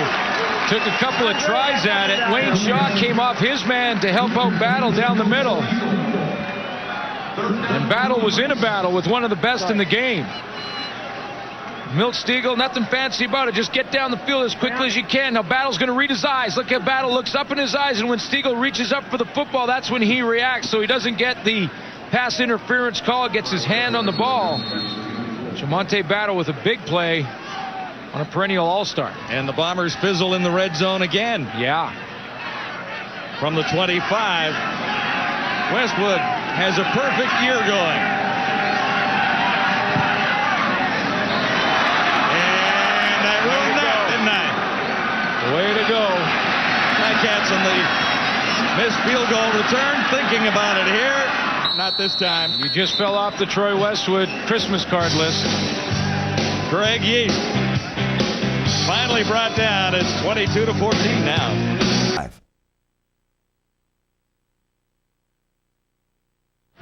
Tiger Cats have a 22-14 lead on the Winnipeg Blue Bombers. Welcome back to Iverwin in Hamilton. It's Wendy's Friday Night Football. And a tribute to Paul Osbaldiston for all those great seasons with the Hamilton Tiger Cats. Nice emotion for you down on the field here tonight. Yeah, it's been a great night. You know, I've had such a great time playing football here in my career. I'm ashamed it's over, but life moves on, and see what it brings next. Here's McManus on first down for the Tiger Cats, turning the corner. Ozzie, Troy Davis. I always felt, because I've known you for a long time, that when you decided that you were done, it would be an immediate thing. You would just decide. Is this your best memory, though, when you look back on your career now? I know I haven't had a lot of time to think about it. 1998 Eastern Final. Yeah, absolutely. I mean, it doesn't get any better than that, kicking a game-winning field goal at home to go to the Grey Cup when, you know, we were down, and the year before we had such a terrible season. It was so great for our fans here to be able to put that win for them at home. Here's McManus, and an open target again. And Breedlove makes another catch. First down, Tiger Cats. Oh, somehow he got that. What a catch in there. He had some traffic. Morgan over the top. Morgan had some indecision. He looked like he wanted to play the ball. Joe Morgan from the safety spot changed his mind halfway through. Ozzie, not to mention that was a 54-yarder and a kind of a soggy day, and Dave Ritchie was on the sideline. And you know, poor Dave Ritchie, because I killed him a few times. The playoff game when he was with Ottawa as well. I mean, you know, he just happened to be in the wrong place at the wrong time. I must have beat him 10 times over my career on game-winning field goals. I don't think I missed one against him. Well, he's happy to see you're going, I'm guessing. Well, I wish he was there on every kick I made. You know, I tried. Tiger Cats with a 25-yard gain on the catch by Breedlove. Troy Davis. Penalty markers are down. The Grey Cups in 86. And again in 99. You know, and if it wasn't for this guy next to me here, if he had a bad pair of hands and would have bobbled that snap that Ridgway would have made, or, you know, Mark McLaughlin wasn't so good, I probably could have had 4. I mean, one of the hardest things I had to do my whole career was watch, you know, both Grey Cups that I lost. I was standing in the end zone watching 2 great kickers make a clutch kick. You know, and I will say this, and it was a classy move that Ozzie was in the end zone when Ridgway hit the kick in 89. Are we going back to 89? This is Ozzie's night. And just made sure that he got the ball. And it was a classy move by a classy football player for all those years, 18 years. Have you thought about what next? Well, I'm golfing an awful lot. I'm trying to get Andrew Grigg to get out of his Tim Hortons stores to come golfing with me, and I'm playing a lot. It's just not helping my score. Nice snap. This is 1st and 20. McManus down the far side, and he wasn't close to Breedlove that time. It must be great to watch Danny McManus. You've been fortunate here in Hamilton to work with some great teammates, and Danny McManus, one of them. Must be great for you to watch him have a comeback. Couple of games right now, game and a half so far. There are not words in the dictionary to describe what a great man Danny McManus is, and as good a football player as he is on the field, the greatest football player as he is on the field, he's even a better person off the field, and I am so happy for him and the whole organization, all the players and everybody that the Ticats are playing so well. McManus looks at 2nd and 20 now. And there was early movement down there. Well, it was nice to see you out at center field tonight. Emotional down there? Oh, this whole thing, I mean, you know, any football player that retires, you don't want to do it. And, you know, my situation was very, very close to the start of of the season, it was a situation where I tried to warm up in a game and just, man, I didn't have it anymore, and I had to walk away. Most players have a whole, off season to come to terms with it. I haven't even come close yet. You look like a rock star taking the bows down there.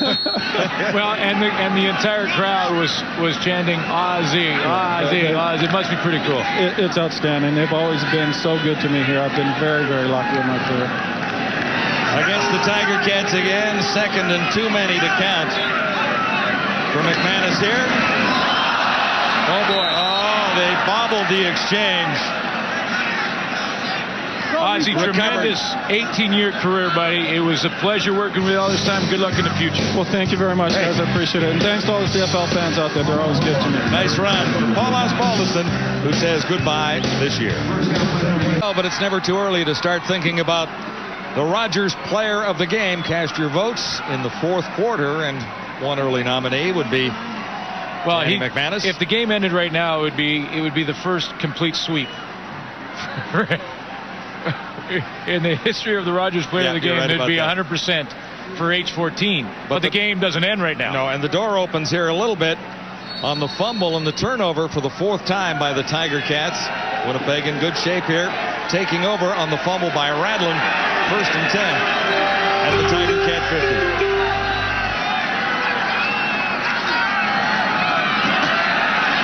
The counteraction of Montford was there, waiting for Charles Roberts. Montford's having a game. Let's go back to that turnover.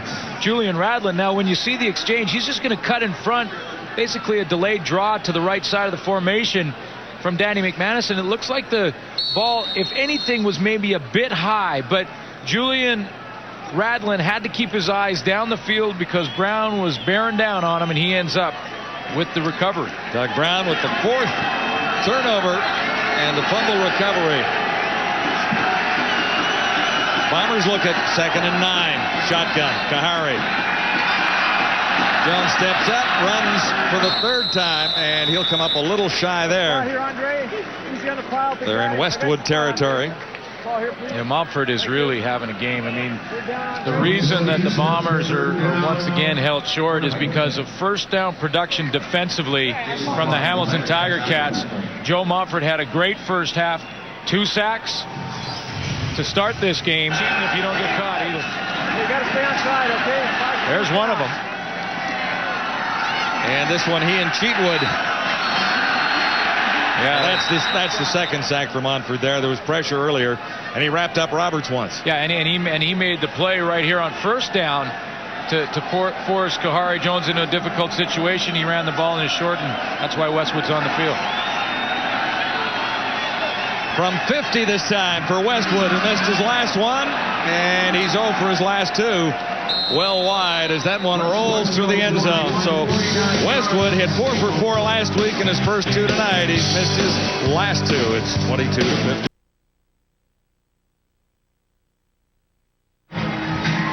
Remember to call for Blue Bomber tickets. Next home game, July 11th against the Rough Riders, Saskatchewan in town at Canadin Stadium. Here are the Tiger Cats, first down now after the missed field goal by Winnipeg. Little screen pass. Troy Davis out across the 45 to about the 46. Take a look at what the Hamilton Tiger Cats did. They came out of the gate flying. That's just a little dump pass for the touch. Set up that touchdown right out of the gate, the first drive of the game. And they had the blocked field goal. That shook up their kicker a little bit.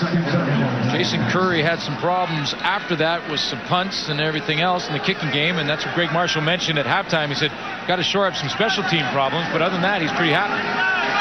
McManus with back-to-back touchdowns after a couple of interceptions.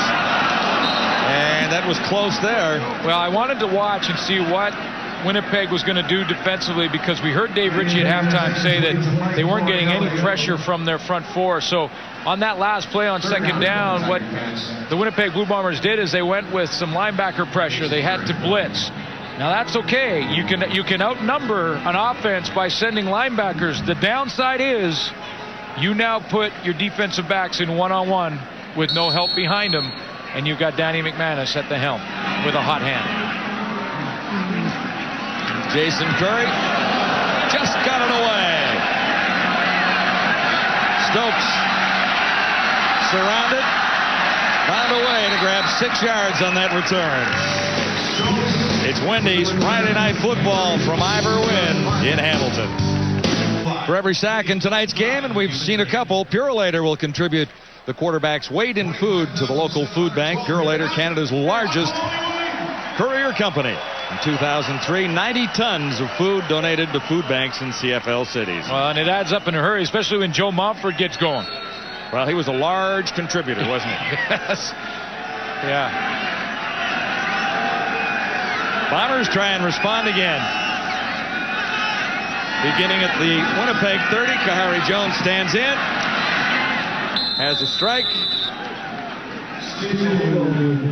Charles Roberts contributing in special teams. When you go to block for a punt, usually the outside guy, what you want to do is put a wall up there and let the outside guy go free, because he's so wide, he probably won't get that deep and get to the ball, unless, of course, he's Charles Roberts, and he missed that punt by a fraction of an inch. They're using Roberts not as a returner, but coming off the edge to try and block one.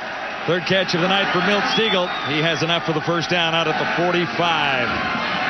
Nice play action fake for Kahari Jones. Double coverage over there.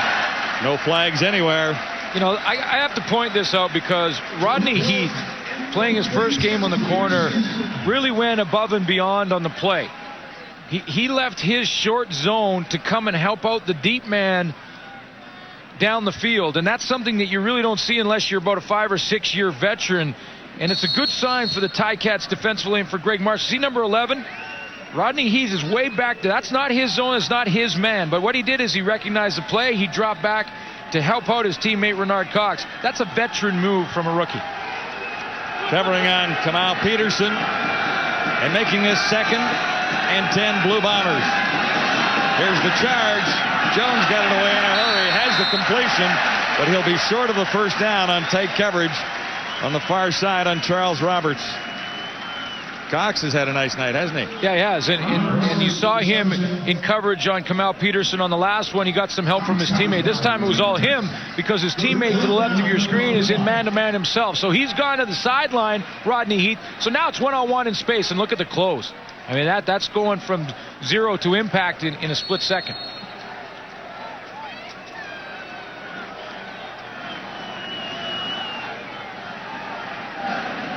John Ryan in for the Bombers on 3rd down, and he wants to keep it away from Craig Yeast, who's had an outstanding evening so far. 34 down. Tiger Cats can't find anything there. Troy Davis. You know, Danny McManus, we talked about him a little bit and the tough season he had last year, and how a lot of people said that Danny McManus was at the end of his career. And I'm not surprised at all that he started 2004 the way he has, because prior to last year, he had a CFL record 8 consecutive seasons over 4,000 yards passing. I mean, that is consistency that you don't see in any job.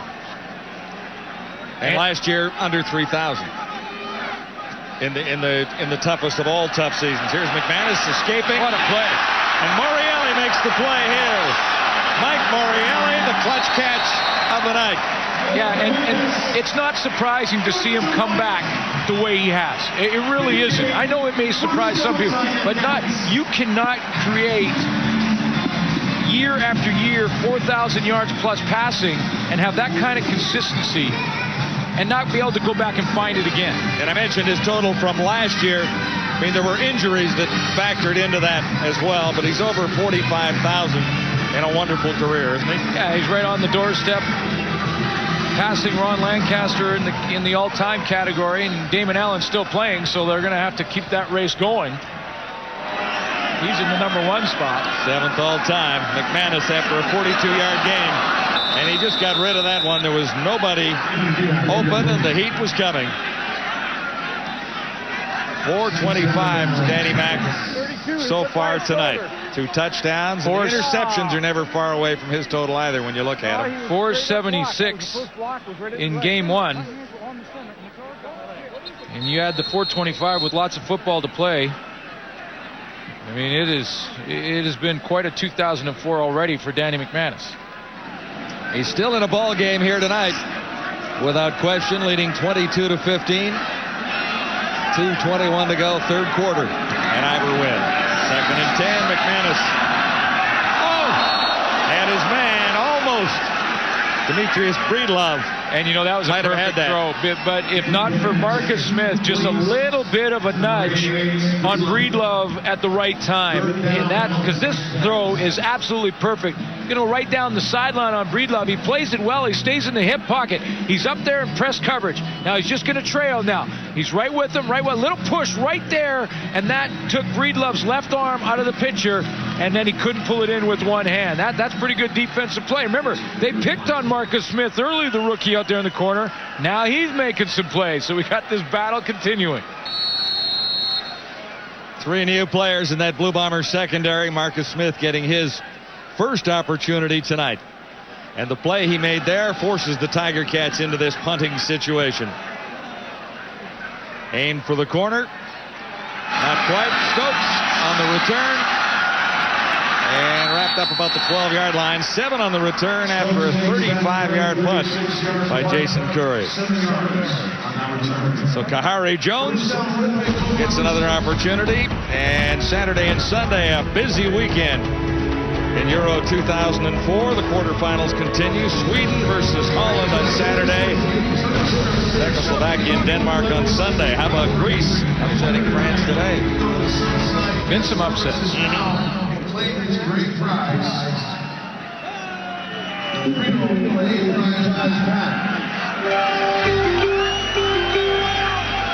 From the 12, first down. Blue Bombers trailing by 7. Kahari Jones needs a sustained drive here, and he's got Roberts in the open field for the first time in some time. Roberts has not been able to escape the backfield carrying the ball, but he makes a nice catch here. You know, we talked about Danny McManus coming back, and, you know, there's a lot of criticism right now on the shoulders of Kahari Jones. In fact, he was telling us before the game that, you know, they lost the game and now the sky is falling in Winnipeg, sort of tongue-in-cheek. But when you look at Kahari Jones' numbers, he is also producing. I mean, look at the top 4 quarterbacks. When I talk about their last 4 years and their average, and those are guys that have played as starters for 4 years, the only 4 starting, he is right up there just behind Anthony Calvillo. Roberts on the drop, hit hard.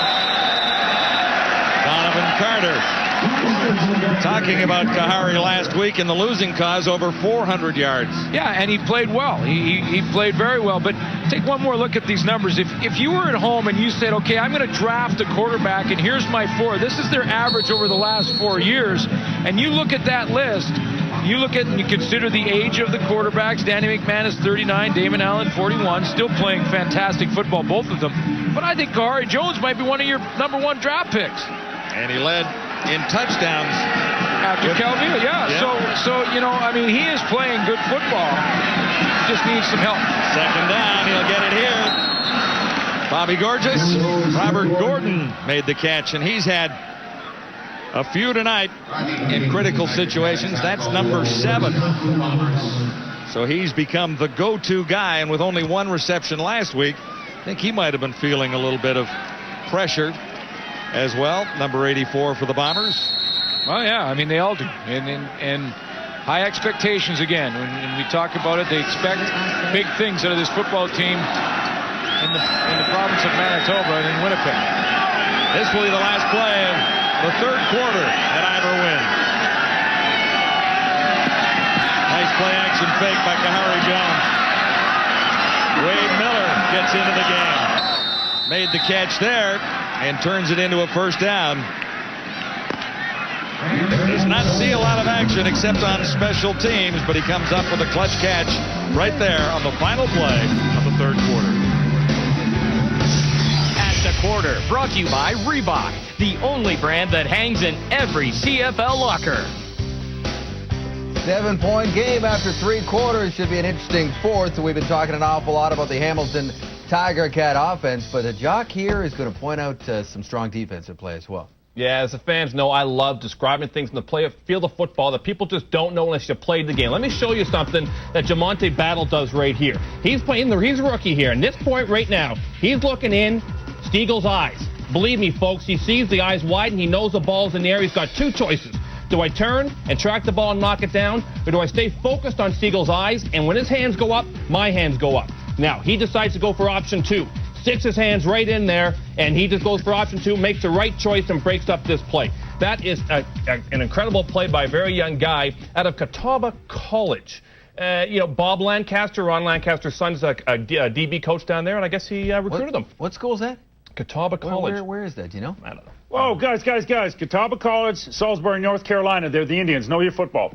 One thing I got to say, though, if you look at the teams right now, one aspect of the defensive line of Hamilton is outplaying the defensive line of the Winnipeg Blue Bombers. Why? Because the Bombers have an inexperienced secondary, and so do the Ticats. The Ticats have 3 guys that are inexperienced.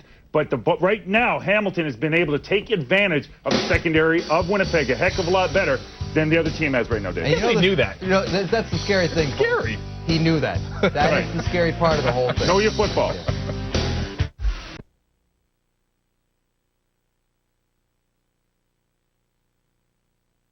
It's just 25 yards. He has 10 plays over that distance. 425 yards passing. Time of possession has been close. I mean, 201 yards passing for Kahari Jones in 3 quarters is pretty good number. So you can get 300 yards passing easy. Well, I don't think the Tiger Cats can feel very comfortable at this stage of things. No, not at all. We got lots of football to go. Leading by a touchdown, Kahari Jones, first down. They get some pressure on him. He escapes. Can he get away here? No. Jason Lamar finally got to the Blue Bomber quarterback. Well, Jason Lamar gets there. Kahari Jones wanted to go with the double move to the outside with Marcus Howell working on the rookie Rodney Heath on the outside. He's made some plays, though, for the Ticats, and he didn't bite it. He didn't buy it at all.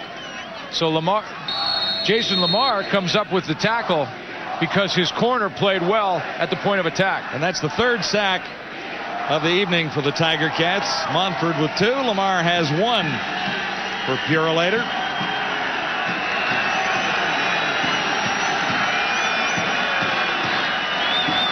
Second and 12. Pump fake. No. He won't get it away. Rodney Heath again. Wrapped up. No, sir. That's twice. Kahari Jones went after Rodney Heath. Cheatwood gets the tackle here. Jason Lamar got it on the last play. Both times, the intended receiver for Kahari Jones was on the side of Heath. This time it's going to be Gordon up there. They moved Marcus Howell to the wide side and moved Robert Gordon, I should say, to the top side. Tried to go over there again. Rodney Heath was stride for stride with Gordon down the field. Nowhere to go for Kahari Jones. And Tim Cheatwood wrapped him up. Oh, boy. Another adventure. Not that time. John Ryan, a rookie. Well, either way, the Ticats take possession of the football. John Ryan got it across the line of scrimmage, so he won't get intentional grounding. So he did save that penalty. But it's another turnover. But it is another turnover. Pressure from the special team.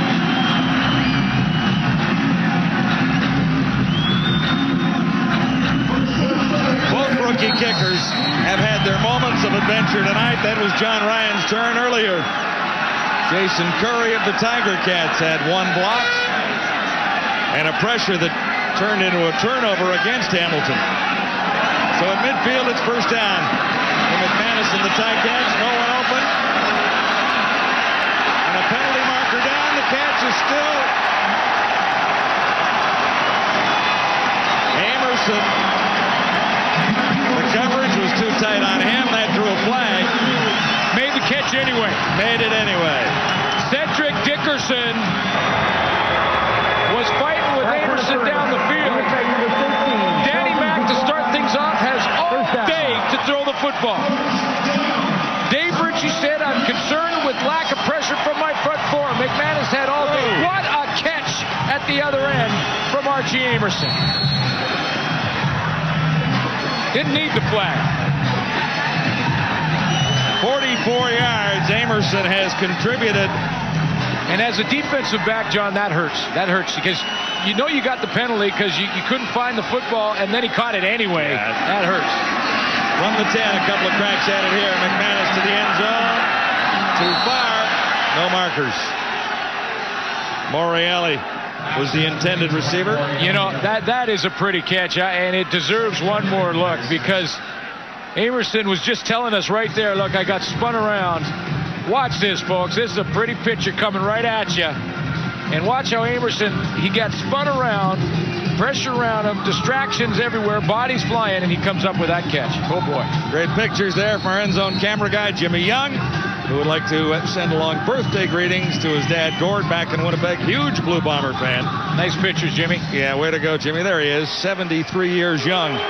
Gordon Young today. 2nd and 10. Can he hang on? Not this time. Ticats will settle for a try for 3. DJ Flick, a couple of touchdowns last week. A little bit behind the target, Danny McManus that time, but with the numbers he's putting up and the game he's having, really hard to fault him for one that's a few inches behind him. DJ Flick battled, but he had a chance to Marcel make the catch. Smith. Yeah, Marcel Smith was right there to prevent it. And typical Danny McManus, after the night he's having, he walks over to the bench and says, yeah, that was my bad. I'm sorry. That was my mistake. He'll take the blame every time. Ben Sankey will hold. Jason Curry looks to add to the Tiger Cat lead. Little chip shot here. And dead center there. Greg Marshall hanging on to a 10-point lead as a result. The faces of football, Joe Montford having a heck of a night. Couple of sacks. So is this guy. The comeback of Danny Mac. Two very different personalities. Little bit of a smile from Danny Mac on the bench, and Montford was out there at full dance step. It's grooving. A long way from the finish in this one. Almost 12 minutes to go. The Bombers looking to come back. This will help the Winnipeg cause. Milt Stegall. Yeah, and we are a long way to go. I mean, 10 points is absolutely nothing. Milt Stegall gets his 4th catch of the game and will likely become more and more involved as the game goes on. You know, that last series, Kahari Jones goes after the outside receiver and the corner out there on Heath. This time, he says in this series, let's try and work the inside receivers to Stegall and test their halfbacks. And he can make you miss, can't he? Milt Stegall, Roberts. Ran right into Donovan Carter again. These two know each other pretty well in the evening. 1 and 2. 2 meets 1. And Carter, that's a couple of big hits for him. He's moved down. Last year with the Ottawa Renegades, played free safety and made some devastating hits from that position where he got a big run. He doesn't get the big run anymore, but he can still put that helmet on you in a hurry.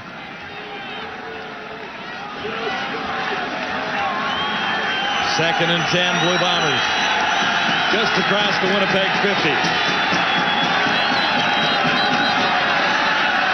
Kahari Jones stands in, and he has Stokes. They say no catch. Stokes tried. Tried to sell it.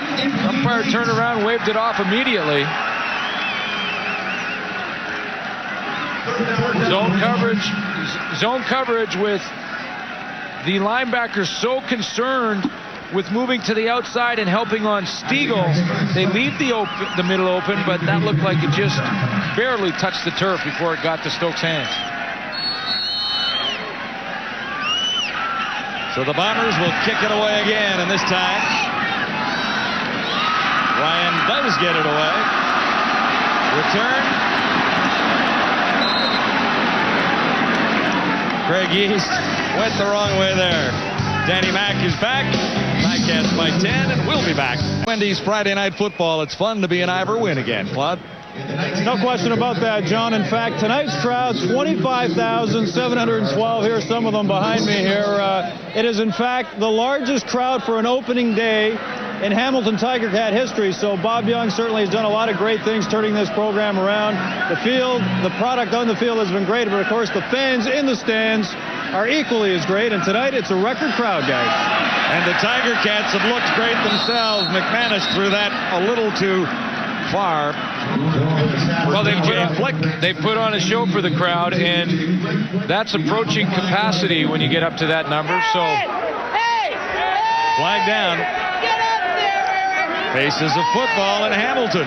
Oh, they're having fun, and that's the bottom line. The big band came in at the beginning, and football, you got the cheerleaders, you got the band, you got the game. It's all part of it, and Bob Young is doing a real nice job in a short amount of time when you consider when he took over and how quickly people are excited about the game all of a sudden in this city. They're definitely back. And when you look at the Tiger Cats, so are they. Yeah. After the toughest of all seasons last year. Penalty was against the Blue Bombers.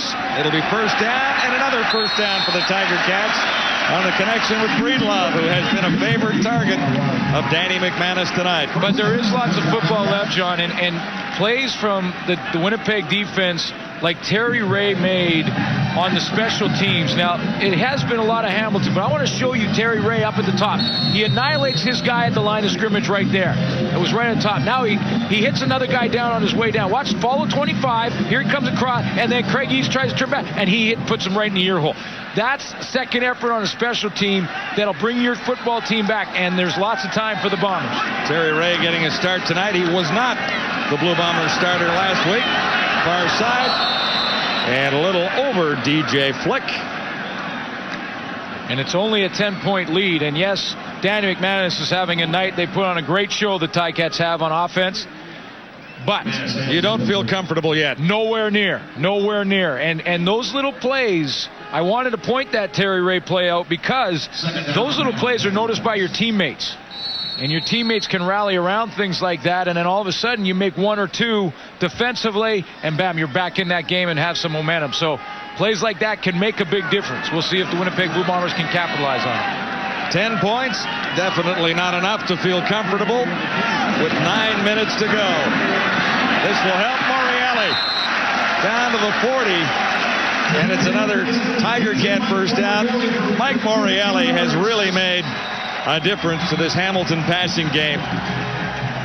Zone defense, right side of the formation, and he's just going to slip behind Lamar McGriggs. He's going to lose him for a second. You see how he just sat down? That's a receiver that's saying, you don't have to run full speed every single play. Sometimes it's smarter to gear it down, go down in about second gear, sit in that hole, and catch a big one for a first down. Obviously reading well tonight, 15-yard gain. There's an injured Blue Bomber going to the far sideline bench, Denny Fortney. Well, the pressure's on this Winnipeg defense now. This is crucial.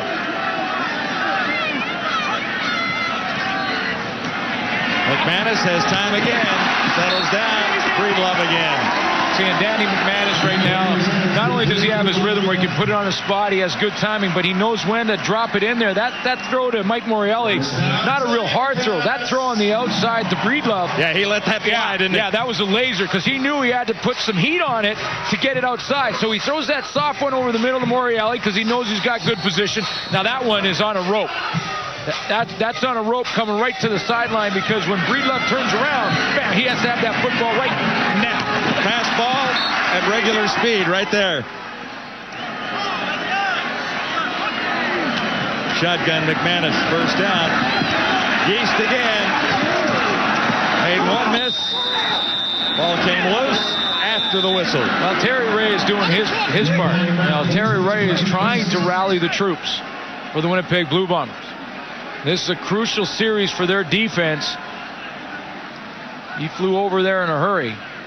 They layered him this time. They had Morreale go deeper and Craig East underneath, but watch how quickly Terry Ray gets there, and he's just trying to fire up his team. Here he comes. Well, he covered a lot of ground. But they cannot give up a major now. 7-yard gain. 2nd and 3, Tiger Cats. Inside the Blue Bomber 25. McManus on the money again.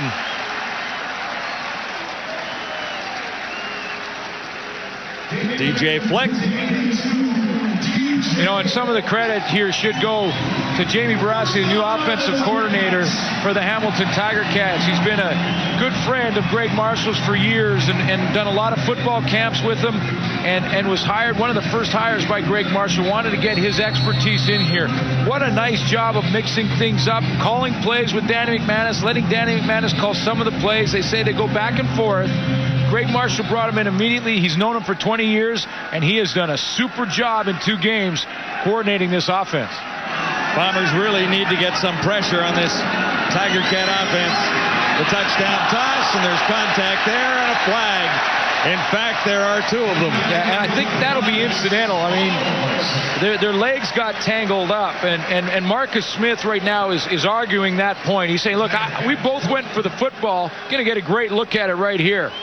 One-on-one, Demetrius Breedlove gets inside position. That's where he wins the battle, to get that inside position. But you see how Marcus Smith tried to go for the ball and just tripped up on the legs of Breedlove. Either way, it's a penalty. It's just not pass interference. It's illegal contact.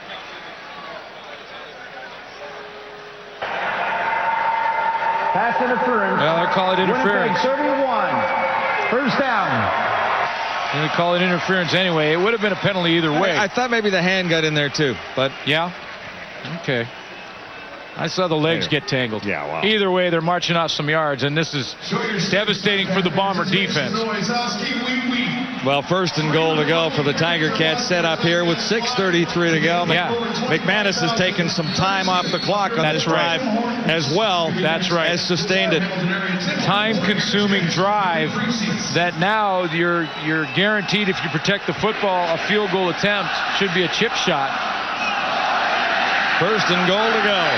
Inside the 10, McManus down to about the 1. Amerson escapes. He's got it.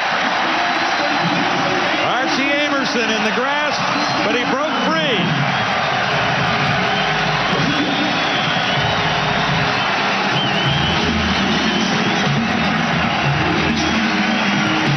Well, they're just giving you that second effort. Largest crowd in the history of a home opener for the Hamilton Tiger Cats, and they're being rewarded. Their football team has come to play. They started this way with a tremendous amount of intensity, and they're finishing with great second effort and taking it all the way down the wire here. Great effort from Archie Amerson. Amerson with just 1 reception last week. He has 4 for 122 yards, and that touchdown with great extra effort. Tiger Cats haven't wrapped it up completely, but they must feel rather confident with that lead. I just took it on that last one, right between 2 guys. Clutch catchers for the Tiger Cats tonight, Morielli and Amerson. Amerson has a touchdown. Morielli has some nice catches in traffic to keep drives alive. Certainly has. Amerson gets the nice touchdown with the second effort. Morielli with 2 big catches for first downs that I remember. I'm sure. I think he's had maybe 1 more for first down. Hey, what they doing now is, though, 13 is backing up. Tiger Cats set to kick it off. Less than 6 minutes to go in the final quarter at Iberwin tonight. Returning, Charles Roberts. And that's a spirited run for Roberts out near the 45. This was pretty, and the extra effort, Glenn, really says it all about this Tiger Cat team, doesn't it? Yeah, Winnipeg went with the blitz, and that means it's 1-on-1, and there's Amerson. Watch the feet. The feet never stop pumping. And when you're the Winnipeg Blue Bombers, you're in man-to-man defense, you're down emotionally. The first thing that drops off is your tackling. Terry Ray has tried to rally this Winnipeg defense, but unfortunately not enough of his teammates are following suit. 20 Bell missed the tackle there. 24th completion for Danny McManus, 533 yards, 3 touchdowns. Couple of interceptions to boot, but the Tiger Cats have come back from those turnovers to lead the Bombers 32-15. Long way back for Kahari Jones here. And Stokes is wrapped up after making the catch. The gain is only a couple. Unbelievable numbers for Danny McManus in basically 2 games. Over 1,000 yards passing, 7 touchdowns. He had 9 all of last season. in the touchdown department. So he's on pace for how many? 9,081 yards. Now, who set you up with that? Thank you. Yeah. You put it right on the tee. This time I didn't put it in the woods for once. Second down. Bombers and another sack. This Tiger Cat defense is fired up. Adriano Belli has his sack tonight. Now, took a penalty earlier. He'll celebrate that sack. Hey, it's a long season and a lot can happen, but this is a much different Hamilton Tiger Cat team and a much different city, really, when you consider it. This time they're just going to go with the three-man rush. You got Mumford on one side, Tim Cheatwood on the other. Lots of coverage back there. Kahari has no one to throw to, and the three beat the 5 blockers for the Winnipeg Blue Bombers. Adriano Belli with a sack. Joe Montford with a couple. 5 on the night for this Tiger Cat defense. And here's the big charge. Flag comes down, contacting the kicker. And Craig Yeast is wrapped up back at the 45. Yeah, and I don't think Greg Marshall's going to have a problem with this penalty on Matt Petz. I mean, Matt Petz is going to get a roughing the kicker penalty. He was very upset with himself right after he pounded the... I don't think he's going to be real... And that's an effort. When he watches the film, when Greg Marshall watches this film, this is just an effort play. And I know they have a lead, and you want to be careful. Roughing the kicker, Hamilton 55, first down. He missed the ball, but it looks, as we look at it, as if he were going for the ball. Absolutely, and if he gets a piece of it, he can hit the kicker. And initially, of course, Greg Marshall say, hey, it's not a heads-up play. This game is not sown away yet. 32-15. But when he watches the film, it's hard to say to players on his team that have been playing with such high intensity to turn the volume down now. I mean, let them play. Let them play at this intensity level, and every now and then you'll take one. Unfortunately, it leaves the defense on the field. Here we are at Ivor Wynn tonight. A great night for CFL football, watching the resurgence of the Tiger Cat franchise. Bombers not done yet. Milt Stiegel has 5 catches on the night.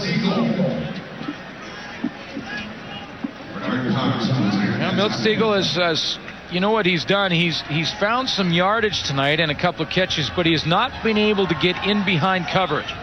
And remember, there's some rookies back there, this Hamilton Tiger Cat secondary. Let's count them. 4 of the 5. And yet they have not given up the big play to Stiegel. 5 catches for 82 yards for Milt Stiegel. And is that a drop? Dropped it. Wade Miller caught one for a first down earlier. Couldn't hang on there. Kahari Jones has had to work the ball down the field. 237 yards, respectable, 19 of 31. But has had to throw the ball underneath the bunch, 10, 12 yards. He's not been able to hit the big play, the big strike. Give credit to this secondary. And the run game hasn't worked very well for the Bombers. No, they didn't get to establish that early. To the far side, why? Pattern. Robert Gordon makes the catch there. It's been that kind of pattern all game long. And you know why they weren't allowed to establish the run game? Can you spell Montford? Yeah, we've got him. Yeah. And there it is. We got it right there for you if you're not sure on the spelling. Jason Lamar's had a pretty nice night, too. Well, Adriano Belli has his sack. Cheatwood was in on one as well. Yeah. So the Tiger Cat defense has been relentless. 3 minutes away from a win with the Ticats on top. Football from Ivor Wynn in Hamilton. John Wells along with Glenn Suter here. And we've been entertained from the very beginning, haven't we? We have, and so have the fans here. And not impossible for the Bombers to come back, but 17 points is a lot of points inside of 3 minutes. Need one in a hurry right here from Kahari Jones. Well, you need 3 scores to win. Not insurmountable, but they have to score on this drive. And they draw a flag there, so there'll be another chance. Kahari Jones to Milt Stiegel. Bernard Cox was on the back of Milt Stiegel trying to go across the middle, and he's going to get called on pass interference. Pass interference. Milt Stiegel right here. 24. He's going to come down and try to run post pattern across the middle. And Bernard Cox has some safety help. He jumps him in the deep zone. He's playing the deep zone there, and it becomes man-to-man once Stiegel gets that far down the field. So Cox jumps him, and then you saw him just hit his back. Bombers have had trouble in the red zone. And that's where they are right now. Driving for a critical touchdown here with 2:44 to go. Winnipeg down by 17. Jones has to find the end zone right now. You know, and he's got one more crack at it, but I meant on this drive. Yeah, and you know, that would have been payday for Rodney Heath. I think Rodney Heath has played a tremendous game. He has been one-on-one with Robert Gordon for the most part all game long, and that's a tough task for anybody, let alone a rookie. And look how smart he's played it. That time he showed like it was man, dropped off out of his zone, read it well, and almost had 110-yard touchdown on an interception had he been able to hang on. He's played a tremendous game out there. 2nd and goal to go. The Bombers have 2 cracks at it.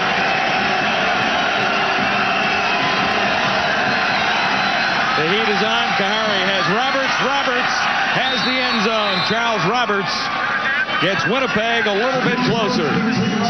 Now Dave Ritchie has some decisions to make. First of all, 32-15. They have a chart to discuss whether or not 2 points is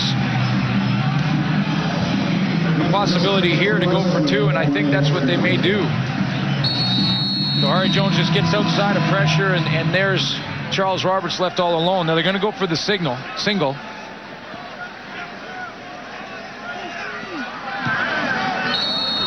a good move, makes it a 10-point. 10-point game. The Bombers need that to tie.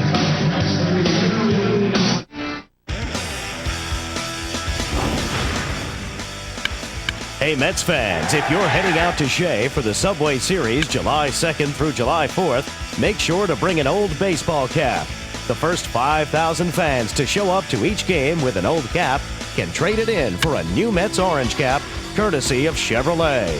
Stop by the Chevrolet tables located inside each gate to make your trade. We're in for a great finish in Hamilton. Here's the game story as we have it so far, brought to you by Sport Check, proud supporter of the CFL. Danny Mac is back, buddy. Craig East, one of his go-to guys in the last 2 games. Over 1,000 yards for Danny Mac. And the big plays by Danny Mac, 11 over 25 yards. Charles Roberts has more touches, 19 in this game, but early on, that defense for the Ticats shut him down, and they've had to go away from them because they've been behind. However, Charles Roberts has the touchdown to get the Blue Bombers within 10. I was wondering here if Dave Ritchie would go and try and kick it deep or try the onside. He has the onside formation lined up. You see them all overloading one side. 2:34 to go. On this, Milt Stiegel is very upset here with the officials, and the reason for it is that they blew that dead. Hamilton. Because Greg Marshall wisely called a timeout. They called it, and what Troy Westwood did is he declared his hand. That they were going with the short. But not just that they were going with it, but where they were going with it. He basically showed his poker hand just as the whistle was blowing because he squibbed it forward. Nice little coaching move there from Greg Marshall to call that timeout. Perfect timing. Westwood declared his hand, and now the Winnipeg Blue Bombers will have to change things up, and that's why Milt Stiegel was so upset.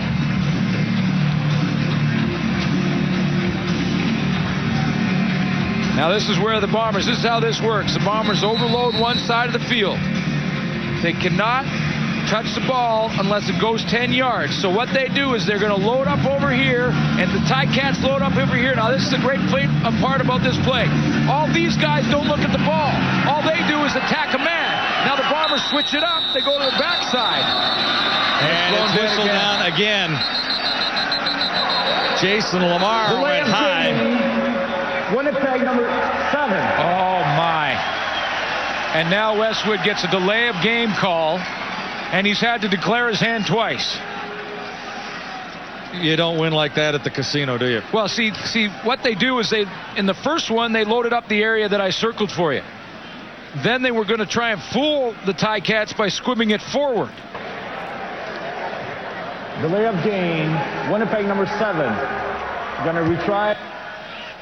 Then in the second one, they say, okay, we've showed them that formation. We're going to line up everybody on the left. Now what we'll do is as we break the huddle, we'll split them up. We'll put some to the right side and kick it that way.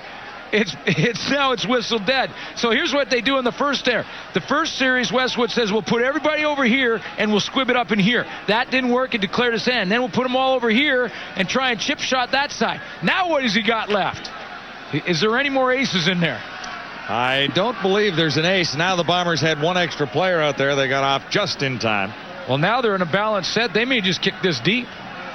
But they've lost yardage and they're kicking off from their 25. They got to kick it deep. They've got to go deep. It's not real deep. Heads up play by Breedlove. Or hang on, it's Tunkara. Well, that was the catch and stepped out. So McManus has 2:32 to erase from the clock and a 10-point lead. Well, you know what the numbers here show? You look at the left zone, the middle zone. This is where he's distributing the football. And because there's balance there, it shows confidence in the entire receiving corps. You know, at times he went after the rookie corner, Marcus Smith. But it wasn't always with the same guy. And he's spreading the ball around to all of his receivers. Morelli's made some catches. Archie Amerson. And Yeast, a couple of big ones. Now the run game works for about 5. Troy Davis.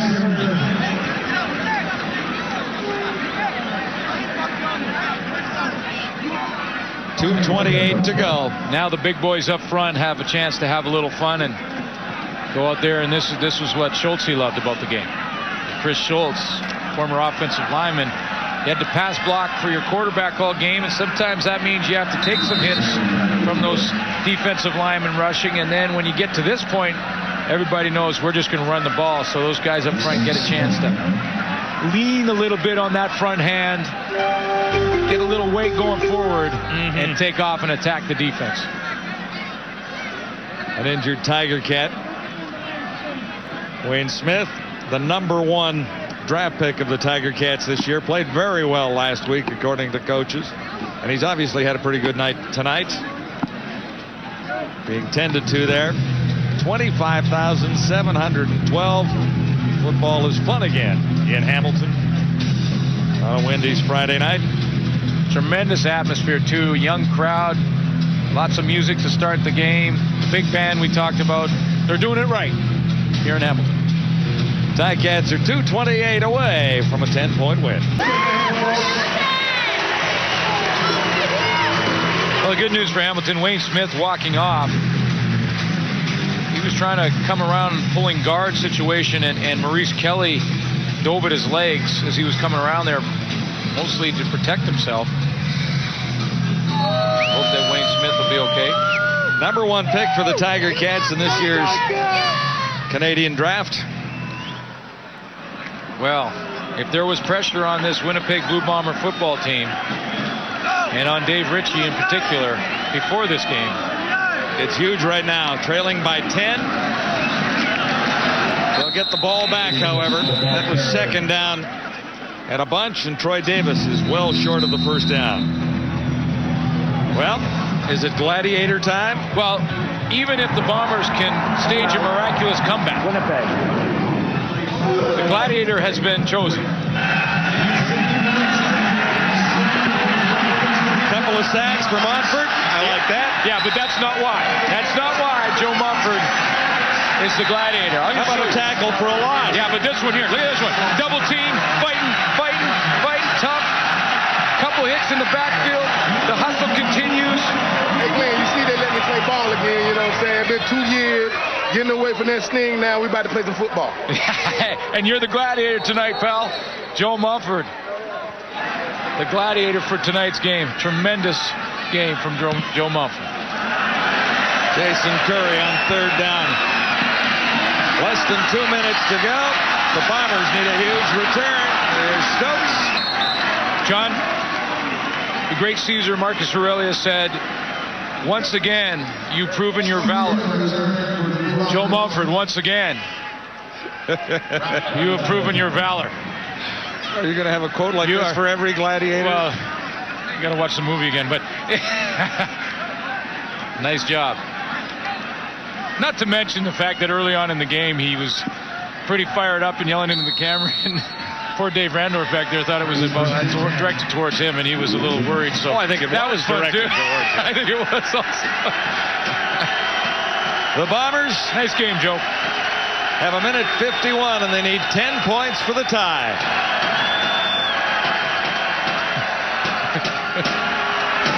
Jones stands in, took a hit, has Stokes out in the open field. Stokes is wrapped up, almost escaped, but he's dropped short of the first down at about the 45.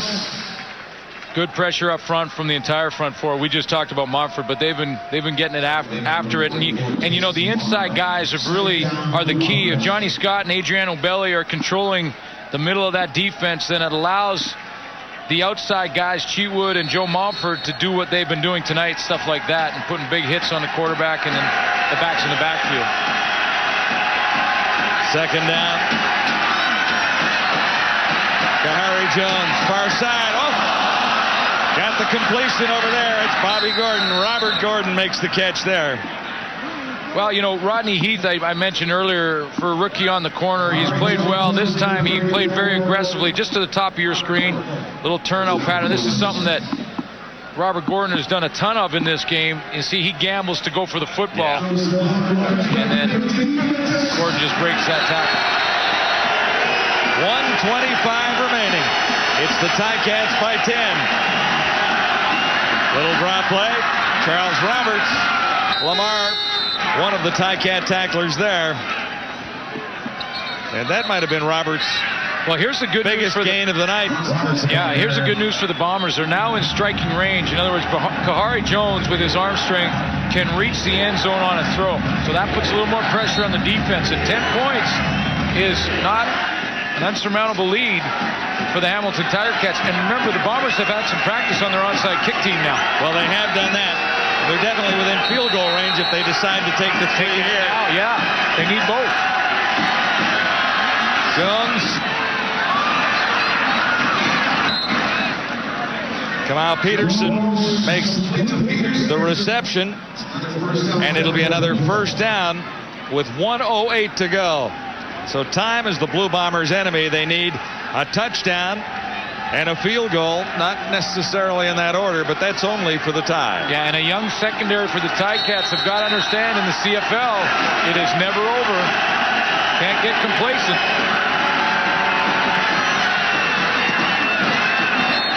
Roberts. Well, and Renard Cox didn't get complacent there. And that's a good example because, you know, if you're playing American football, whether it be college or the National Football League or NFL Europe, you know, if there's 2 minutes left in the game, you can pretty much mail it in from then on. You can just say, okay, we've got a 10-point lead. It's game over. Not here in CFL. And Renard Cox jumped up in there, and a guy like Mumford, he's going to tell Cox, hey, that's good play because you can't give up. And he had Roberts lined up. Kahari Jones goes for it all. And there was too much pressure on the Blue Bomber quarterback there. Kahari ends up on the turf, and the Bombers have one last crack at it. Third down. And goal to go from the 20-yard line. Respectable numbers for Kahari Jones. You know, just a couple of opportunities missed when they got down in the red zone. Their kickers missed 2 field goals. Well, and that is a huge part. One was a 50-yarder. The other one was definitely makeable. Yeah. So here are the Bombers. They're going for the touchdown here on third down. And 10. Jones buys some time. There's the toss. Picked off. Grabbed by the Tiger Cats. Jamonte Battle. Battle has the interception, and it's over for the Blue Bombers. They'll drop to 0-2. How about the Tiger Cats? 2-0. Well, Greg Marshall has his team playing at a level of intensity that they haven't played for in a little while. 17 new faces on this Tiger Cat team when they began the season. The receiving corps, Glenn, 80% improved over last year. Well, and they kept battling. I talked about that young secondary possibly becoming a little complacent with just over a minute to go, and they didn't. We saw Renard Cox come up and make a nice play on the run. That's a tremendous catch by Battle, who came out to help underneath. Danny McManus has 35 seconds to get rid of. And the Tiger Cats will have their second impressive win now to begin a new season. Now, what's going on in Winnipeg? Well, the pressure is definitely on this Blue Bomber team. Well, and it's on that man. And, you know, I mentioned it off the top of the show. In a lot of ways, it's hard to understand. I mean, I do understand it. The expectations are high. But with Dave Ritchie's success over the last 3 years, he is almost a victim of his own success now, because it is only week 2, and yet, boy, it's going to be tough. I think it's safe to say he's on the bubble. 37 and 17 over the last 3 seasons, the Blue Bomber record. And the Bombers have come up short in the playoffs. That's where the Winnipeg fans have grown a little bit impatient, because this team was geared for a championship. That's where their expectations were so high for this football team, and an 0-2 start is, you know, it's not disaster, but it's worrisome. There's no question about big time, and they cannot afford for it to leak into 0-3, 0-4. Congratulations to the Ticats. A well-deserved win tonight. Blue Bombers started with 4 straight victories last year, and they start with 2 losses this year, as the Tiger Cats have a wonderful evening on home turf at Iberwin to match last week's win over the BC Lions on the road in Vancouver. Greg Marshall and the Tiger Cats look like they're for real. The Ticats have come to play in 2004. Only 1 win last year. They've doubled that total already.